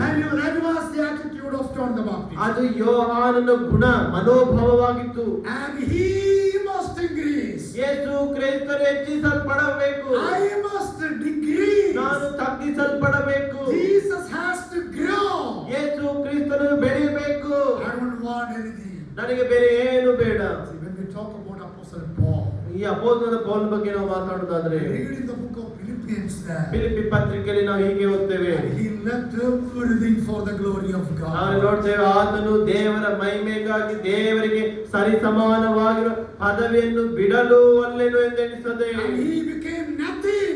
ಆತನು ಎಲ್ಲವೂ ಖಾಲಿ ಮಾಡಿಕೊಂಡ. He had everything in his life. ನಮ್ಮ ನಮಗೆ ಈ ಲೋಕದಲ್ಲಿ ನಮ್ಮ ಈ ಜೀವಿತದಲ್ಲಿ ಎಲ್ಲವೂ ಇದೆ. Apostle Paul, he had everything in his life. ಅಪೊಸ್ತಲ ಪೌಲನಿಗೆ ಎಲ್ಲವೂ ಇತ್ತು ಲೋಕದಲ್ಲಿ. We study about Apostle Paul. ಅಪೊಸ್ತಲ ಪೌಲನ ಬಗ್ಗೆ ನಾವು ಓದಬೇಕಾದ್ರೆ And he was the man having the family, his parents, they having a very big financial status in that time. ಅಪೊಸ್ತಲ ಪೌಲನು ಶ್ರೀಮಂತನು, ಎಲ್ಲಾ ರೀತಿಯಲ್ಲಿ ಸಂಪನ್ನನು, ಎಲ್ಲಾ ಒಂದು ಕೊರತೆ ಇಲ್ಲದೆ ಆತನು ಶ್ರೀಮಂತನಾದಂತ ವ್ಯಕ್ತಿ ಅಲ್ಲ. Even it says that more than 3 ships they had. ನಾವು ನೋಡ್ತೇವೆ ಆತನಿಗೆ 3 ಹಡಗುಗಳು, 3ಕ್ಕಿಂತ ಹೆಚ್ಚಾದ ಹಡಗುಗಳು ಪೌಲನಿಗೆ ಇದ್ದವೆ. And he had 2 citizenship. ಆತನಿಗೆ 2 ಪೌರತ್ವವಿತ್ತು. And he was the man, he went different places and studied many things. ಆತನು ಬೇರೆ ಬೇರೆ ವಿದೇಶಗಳಿಗೆ ಹೋಗಿ ಬೇರೆ ಬೇರೆ ಪ್ರಾಂತಗಳಿಗೆ ಹೋಗಿ ಓದಿದಂತ ವ್ಯಕ್ತಿ ಪೌಲನಾಗಿದ್ದನು. And he was the one in the Sanhedrin. Only 70 people. He was one of them. ಸನ್ನದ್ರಿಮಲ್ಲಿ ಆತನು ಒಬ್ಬ ವ್ಯಕ್ತಿಯಾಗಿದ್ದನು. And he was a great man. ಆತನು ಒಬ್ಬ ದೊಡ್ಡ And ವ್ಯಕ್ತಿಯಾಗಿದ್ದನು. he had everything. ಆತನಿಗೆ ಎಲ್ಲವೂ ಇತ್ತು. But for the Lord he became nothing. ಆತನು ಕ್ರಿಸ್ತನಿಗಾಗಿ ಏನು ಇಲ್ಲದವನಾಗಿ ತನ್ನನ್ನು He ಮಾಡಿಕೊಂಡ. became zero. ಆತನು ಶೂನ್ಯವಾಗಿ ಮಾಡಲ್ಪಟ್ಟ. In the zero he has seen Jesus. ಆತನು ಕ್ರಿಸ್ತನಲ್ಲಿ ಶೂನ್ಯವಾಗಿ ಮಾಡಲ್ಪಟ್ಟ. In the zero he seen Jesus. ಈ ಶೂನ್ಯದಲ್ಲಿ ಕ್ರಿಸ್ತನನ್ನು ಕಂಡ. And he has taken Jesus in him. ಆತನು ಯೇಸು ಕ್ರಿಸ್ತನ ತನ್ನಲ್ಲಿ ತೆಗೆದುಕೊಂಡ. And that was the life of Apostle Paul. ಅದೇ ಅಪೊಸ್ತಲ ಪೌಲನ ಜೀವಿತವಾಗಿದೆ. And he became useful for the glory of God. ಆತನು ದೇವರ ಸೇವೆಗಾಗಿ, ದೇವರ ಮಹಿಮೆಗಾಗಿ ಉಪಯುಕ್ತ ಪಾತ್ರೆಯಾಗಿ ಉಪಯೋಗಕ್ಕೆ ಬರುವಂತವನಾದ. God used him in different places. ದೇವರು ಆತನ ವಿಧ ವಿಧವಾಗಿ ಆತನನ್ನು ಉಪಯೋಗಿಸಿದೆಂಬುದಾಗಿ ನಾವು ನೋಡ್ತೇವೆ. And he has done 3 missionary journeys. ಆತನು 3 ದಂಡ ಯಾತ್ರೆಗಳೆಲ್ಲ ಪ್ರಯಾಣವನ್ನು ಮಾಡಿದನು. And he went to Europe and many other places. ಆತನು ಯುರೋಪ್ ಬೇರೆ ಬೇರೆ ದೇಶಗಳಿಗೆ ಆತನು ಪ್ರಯಾಣ ಮಾಡಿ ಹೋದ. And he became useful person for the glory of God. ಆತನು ದೇವರ ಸೇವೆಗಾಗಿ ಉಪಯುಕ್ತ ವ್ಯಕ್ತಿಯಾಗಿ ಮಾರಲ್ಪಟ್ಟ. And he went and preached the gospel wherever he was supposed to be sent. ಆತನು ಎಲ್ಲಿ ದೇವರು ಆತನನ್ನು ಕಳಿಸ್ತಾ ಇದ್ದನೋ ಅಲ್ಲೆಲ್ಲವೂ ದೇವರ ಸುವಾರ್ತೆಯನ್ನು ಸಾರುತ್ತಾ ಬಂದ. The purpose of spiritual growth is ಈ ಆತ್ಮೀಯ ಬೆಳವಣಿಗೆಯ ಉದ್ದೇಶವೇನೆಂದ್ರೆ we need to be useful for the glory of God. ನಾನು ನೀನು ದೇವರಿಗೆ ಉಪಯುಕ್ತವಾಗಿರಬೇಕು. Useful people. ಉಪಯುಕ್ತ ಜನವಾಗಿರಬೇಕು. Useful for the glory of God. ನಾವು ದೇವರಿಗೆ ಮಹಿಮೆ ತರುವಂತ ಉಪಯುಕ್ತ ಸಾಧನಗಳಾಗಿರ್ಬೇಕು. Someday you may say that I don't have any ability. ನಾವು ಕೆಲವು ಸಾರಿ ನಾವು ಹೇಳ್ಬೋದು, ನನಗೆ ಯಾವ ಶಕ್ತಿ ಬಲ ಸಾಮರ್ಥ್ಯ ಇಲ್ಲ I ಎಂಬುದಾಗಿ. don't know how to pray. ನನಗೆ ಗೊತ್ತಿಲ್ಲ ಹೇಗೆ ಪ್ರಾರ್ಥನೆ ಮಾಡಬೇಕು. I don't know how to preach. ನನಗೆ ಗೊತ್ತಿಲ್ಲ ಹೇಗೆ ವಾಕ್ಯವನ್ನು I ಬೋಧಿಸಬೇಕು. don't know how to sing. ನನಗೆ ಗೊತ್ತಿಲ್ಲ ಹೇಗೆ ಹಾಡಬೇಕು. I don't know anything. I don't know anything. ನನಗೇನು ಗೊತ್ತಿಲ್ಲ, ಏನು ಗೊತ್ತಿಲ್ಲ. No. Bible says like this. ದೇವರ ವಾಕ್ಯ ಹೇಳುತ್ತೆ, ಇಲ್ಲ. If you are a believer, ನೀನು ನಿಜವಾಗಿಯೂ ದೇವರನ್ನ ನಂಬಿರುವುದಾದರೆ you may have at least one gift of God. ನಿನಗೆ ಖಂಡಿತವಾಗಿಯೂ ದೇವರು ಒಂದು ವರವನ್ನ ಕೊಟ್ಟೇ At least ಕೊಟ್ಟಿರ್ತಾನೆ. one gift of God is with you. ಒಂದಾದ್ರೂ ಅದನ್ನು ಖಂಡಿತವಾಗಿ ಕೊಟ್ಟಿರ್ತಾನೆ. Sometime you have the gift of prayer. ನಿಮ್ಗೆ ಪ್ರಾರ್ಥನೆಯ ವರ ಕೊಟ್ಟಿರ್ತಾನೆ. And sometimes you may have the gift of faith. ನಿಮ್ಗೆ ನಂಬಿಕೆಯ ವರ ಕೊಟ್ಟಿರ್ತಾನೆ. And sometimes the gift of mercy. ದೇವರು ಕರುಣೆಯ ವರ ಕೊಟ್ಟಿರ್ತಾನೆ. Administration. ಈ ಒಂದು ಅಧಿಕಾರ ನಡೆಸುವಂತ, ನಾ ಸೇವೆ ಮಾಡುವಂತದ್ದು, Giving. ಕೊಡುವಂತದ್ದು. See, when we talk about the gift of God, there are 24 gifts described in the word of God. ನಾವು ದೇವರ ವರ ಬಗ್ಗೆ ಮಾತಾಡಬೇಕಾದ್ರೆ 24 ವರಗಳ ಬಗ್ಗೆ ನಾವು ನೋಡ್ತೇವೆ. And some of them are, that was temporary, that is no more now. ಕೆಲವು ತಾತ್ಕಾಲಿಕವಾದದ್ದು ಈಗ ಇಲ್ಲವು. Apart from that, we have many other gifts that we ought to have in our lives. ಅದು ಬಿಟ್ಟು ಬೇರೆ ಎಲ್ಲ ವರಗಳು ನಮ್ಮ ಜೀವಿತದಲ್ಲಿ ದೇವರು ಕೊಟ್ಟಿದ್ದಾರೆ. And we have many gifts. ನಮಗೆ ಅನೇಕ ವರಗಳಿದೆ. I cannot say that I don't have anything. ನಾವು ಎಂದಿಗೂ ಹೇಳಲಿಕ್ಕೆ ಸಾಧ್ಯ ಇಲ್ಲ ನನಗೆ ವರ ಇಲ್ಲ. You cannot say that you don't have anything. ನೀವು ಎಂದಿಗೂ ಹೇಳಬಾರದು ದೇವರು ನನಗೆ ಯಾವ ವರ ಕೊಟ್ಟಿಲ್ಲ ಎಂಬುದಾಗಿ. If you are able to pray for another person, ನೀವು ಬೇರೊಬ್ಬರಿಗಾಗಿ ನೀವು ಪ್ರಾರ್ಥನೆ ಮಾಡಬಲ್ಲಿರಾ, that is a gift. ಅದೇ ನಿಮಗೆ ವರ. And if you can sing, ನೀವು ಹಾಡಬಹುದಾ, that is the gift. ಅದೇ ವರ. If you are able to give something, ನೀವು ಬೇರೆಯವರಿಗೆ ಕಷ್ಟದಲ್ಲಿ ಸಹಾಯ that ಮಾಡಬಲ್ಲಿರಾ, is the gift. ಅದೇ ವರ. When the meeting is going on here, if you are coming and cleaning everything, that is the gift. ನೀವು ಇಲ್ಲಿ ಬಂದು ಕೂತ್ಕೊಳ್ಳೋದಕ್ಕೆ ಎಲ್ಲ ಅನುಕೂಲತೆ ಸಹಾಯ ಕ್ಲೀನಿಂಗ್ ಮಾಡ್ತೀರಾ, ಅದೇ ಒಂದು ವರ. And giving water to the people, that is the gift. ದೇವ ಮಕ್ಕಳಿಗೆ ನೀರನ್ನು ಕೊಡುವುದೇ ವರ. And serving the food, that is the gift. ಊಟವನ್ನು ಬಡಿಸುವುದು ವರ. Cooking the food, that is the gift. ಅಡಿಗೆ ಮಾಡೋದನ್ನು ನೋಡಿಕೊಳ್ಳುವುದು ವರ. Even loving the people, that is the gift. ಒಬ್ಬರನ್ನೊಬ್ಬರು ಪ್ರೀತಿ ಮಾಡುವುದೇ ಜನರನ್ನ ಪ್ರೀತಿ And we ಮಾಡುವುದು. have no gift, that is God has given to us. ಅನೇಕ ವಿಧವಾದ ವರಗಳು ದೇವರು ನಮಗೆ ಕೊಟ್ಟಿದ್ದಾನೆ. This morning I want to tell you, my dear brothers and ಈ sisters, ಉದಯ ಕಾಲದಲ್ಲಿ ನಿಮಗೆ ಒಂದು ವಿಷಯ ಹೇಳೋದಕ್ಕೆ ಬಯಸ್ತೇನೆ ಪ್ರೀತಿಯ ಸಹೋದರ we ಸಹೋದರಿಯರೇ. have a purpose of spiritual growth. ನಮ್ಮ ಜೀವಿತದಲ್ಲಿ ಒಂದು ಉದ್ದೇಶವಿಟ್ಟಿದ್ದಾನೆ, ನಾವು ಯಾಕೆ ಆತ್ಮಿಕವಾಗಿ ಬೆಳೆಯಬೇಕೆಂಬುದಾಗಿ. And we have to be useful for the glory of ಆ God. ಉದ್ದೇಶ ಏನಂದ್ರೆ ನಾವು ಕರ್ತನ ಮಹಿಮೆಗಾಗಿ ಉಪಯುಕ್ತವಾಗಿರಬೇಕೆಂಬುದಾಗಿ. The product of spiritual growth is love. ನಾವು ಆ ಆತ್ಮೀಯ ಪರಿಪಕ್ವತೆಯ ಬೆಳವಣಿಗೆಗೆ ಗುರುತು ಪ್ರೀತಿಯಾಗಿದೆ ಎಂಬುದಾಗಿ ನೋಡಿದ್ವಿ. And the second one, the purpose of the spiritual growth is be useful for the glory of God. ಆತ್ಮೀಯ ಪರಿಪಕ್ವತೆ ಒಂದು ಉದ್ದೇಶ ಏನಂದ್ರೆ Useful for the glory. ನಾವು ದೇವರ ಮಹಿಮೆಗಾಗಿ ಉಪಯುಕ್ತವಾಗುವಂತ ಸಾಧನಗಳಾಗಬೇಕೆಂಬುದಾಗಿ. And this moment I want all of you to close your eyes. ನಾನು ಈ ಕ್ಷಣದಲ್ಲಿ ನಿಮ್ಮೆಲ್ಲರ ಕಣ್ಣುಗಳನ್ನು ಮುಚ್ಚಬೇಕೆಂಬುದಾಗಿ ಕೇಳಿಕೊಳ್ತೇನೆ. This session we are going to close here. ನಾವು ಈ ಒಂದು ಸೆಷನ್ ಅಲ್ಲಿಗೆ ನಾವು ಮುಕ್ತಾಯ ಮಾಡೋಣ. Let me ask the question. ನೀವು ಕಣ್ಣನ್ನು ಮುಚ್ಚಿಕೊಳ್ಳುವುದಾದ್ರೆ ನಮ್ಮನ್ನು ನಾವು ಪ್ರಶ್ನಿಸಿಕೊಳ್ಳೋಣ. Are you spiritually growing? ನಾವು ನಿಜವಾಗಲೂ ಆತ್ಮಿಕವಾಗಿ ಬೆಳೆದಿದ್ದೇವಾ? Are you really spiritually growing? ನಾವು ನಿಜವಾಗಲೂ ಆತ್ಮಿಕವಾಗಿ ಬೆಳೆದಿದ್ದೇವಾ? In order to grow spiritually, number one, we need to have a love. ನಾವು ಆತ್ಮಿಕವಾಗಿ ಬೆಳೆಯಬೇಕಂದ್ರೆ ನಮ್ಮಲ್ಲಿ ಪ್ರೀತಿ ಇರಬೇಕು. In order to have a spiritual growth, we need to be useful for the glory of God. ನಮ್ಮ ಜೀವಿತದಲ್ಲಿ ಆತ್ಮಿಕವಾಗಿ ನಾವು ಬೆಳಿಬೇಕಂದ್ರೆ ನಾವು ಆತ್ಮಿಕವಾಗಿ ಉಪಯುಕ್ತವಾಗಿ ಇರಬೇಕು. And are you able to tell you to the Lord, Lord, you please make me your way to use for your glory. ನಾವು ಹೀಗೆ ಹೇಳ್ಬೋದಾ, ದೇವರೇ ನನ್ನನ್ನ ನಿನ್ನ ಸೇವೆಗಾಗಿ ಉಪಯೋಗಿಸ್ಕೋ ಎಂಬುದಾಗಿ ಹೇಳಲಿಕ್ಕೆ ಸಾಧ್ಯವಾ? Can you please make a commitment to the Lord? ನಿಮ್ಮನ್ನು ನೀವು ದೇವರಿಗೆ ಒಪ್ಪಿಸಿಕೊಡ್ರಿ. And can you commit this one and say to the Lord, Lord, I am here. You make me to or use me for your glory. ನಾವು ದೇವರೇ ನನ್ನನ್ನ ನಿನ್ನ ಸೇವೆಗಾಗಿ ಉಪಯುಕ್ತವಾದ ಸಾಧನವಾಗಿ ಉಪಯೋಗಿಸಿಕೊ ಎಂಬುದಾಗಿ ನಾವು ದೇವರ ಬಳಿ ನಾವು ಕೇಳಿಕೊಳ್ಳೋಣ. Samuel said to Lord, here I am, Lord. ಸಾಮುವೇಲನು ಹೇಳಿದನು, ದೇವರಿಗೆ ಈಗೋ ಇದ್ದೇನೆ ಸ್ವಾಮಿ Here I am, Lord, use me for your glory. ಈಗೋ ಇದ್ದೇನೆ ಸ್ವಾಮಿ, ನನ್ನನ್ನು ನಿನ್ನ ಸೇವೆಗಾಗಿ ಉಪಯೋಗಿಸಿಕೊ ಎಂಬುದಾಗಿ. This morning, can you commit yourself and say to the Lord, here am I, Lord. ನಾವು ಈ ಮುಂಜಾನೆ ದೇವರೇ ನಾನು ಇದ್ದೇನೆ ನಿನ್ನ ಸೇವೆಗಾಗಿ ಎಂಬುದಾಗಿ ಸಂವೇದನಾಗಿ ಹೇಳೋದಕ್ಕೆ ನಾವು ಸಿದ್ಧರಿದ್ದೇವಾ? And use me for your glory, Lord. ದೇವರೇ ನಿನ್ನ ಮಹಿಮೆಗಾಗಿ ನನ್ನನ್ನು ಉಪಯೋಗಿಸಿಕೊ ಎಂಬುದಾಗಿ ನಾವು ಹೇಳೋಣ. And if you can commit yourself into the hands of God, ನಾವು ಹೀಗೆ ನಮ್ಮನ್ನು ನಾವು ಕರ್ತನಿಗೆ ಒಪ್ಪಿಸಿಕೊಡುವುದಾದ್ರೆ God will use you. ದೇವರು ನಮ್ಮನ್ನು God ಉಪಯೋಗಿಸಿಕೊಳ್ಳುವುದು. will make you fruitful. ದೇವರು ನಮ್ಮನ್ನ ಫಲದಾಯಕವಾಗಿ ಮಾಡುವಂತವನಾಗಿದ್ದಾನೆ. And we will have a spiritual growth in our life. ನಮ್ಮ ಜೀವಿತದಲ್ಲಿ ಆತ್ಮೀಯ ಬೆಳವಣಿಗೆಯನ್ನು ನಾವು ಕಾಣುವಂತವರಾಗಿದ್ದೇವೆ. Father, we are coming under thy presence this morning. ದೇವರೇ, ನಾವು ಈ ಉದಯ ಕಾಲದಲ್ಲಿ ನಿನ್ನ ಪಾದ ಸನ್ನಿಧಿ ಮೇಲೆ ಬರ್ತೇವೆ. Thank you, Lord, for what you have taught from your word. ದೇವರೇ, ನಿಮ್ಮ ವಾಕ್ಯಗಳಿಂದ ನೀವು ಏನು ಮಾತಾಡಿದ್ರು ಅದಕ್ಕಾಗಿ ನಿಮಗೆ ನಾವು ಕೃತಜ್ಞತೆಗಳನ್ನು ಸಲ್ಲಿಸ್ತೇವೆ. Lord, according to your word, we need to have a spiritual growth. ನಿಮ್ಮ ವಾಕ್ಯಾನುಸಾರವಾಗಿ ನಾವು ನೋಡುತ್ತಾ ಬಂದ್ವಿ, ನಮ್ಮ ಜೀವಿತಗಳಲ್ಲಿ ಆತ್ಮಿಕ ಬೆಳವಣಿಗೆ ಇರಬೇಕೆಂಬುದಾಗಿ. Please help us, Lord, so that we will be a useful, mighty people for your glory.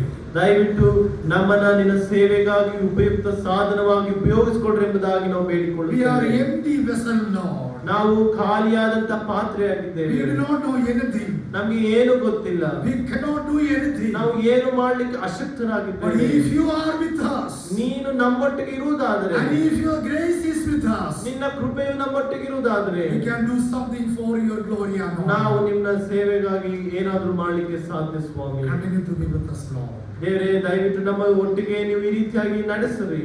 We thank thee and we praise thee in Jesus Christ's name. ನಾವು ನಮ್ಮ ಕರ್ತನಾದ ಯೇಸು ಕ್ರಿಸ್ತನ ಹೆಸರಿನಲ್ಲಿ ಕೃತಜ್ಞತೆಯೊಂದಿಗೆ ಈ ಪ್ರಾರ್ಥನೆಯನ್ನು ಬೇಡಿ ಹೊಂದಿದ್ದೇವೆ. ಆಮೆನ್. ಎಲ್ಲರಿಗೂ ವಂದನೆಗಳು. ನಮಗೆ ಈಗ ಟೀ ರೆಡಿ ಆಗಿದೆ. ನಾವು ಟೀ ಆದ್ಮೇಲೆ 12 ಗಂಟೆಗೆ ನಾವು ಇಲ್ಲಿ ಮತ್ತೆ ಸ್ಟೇಜಿಗೆ ಬರೋಣ.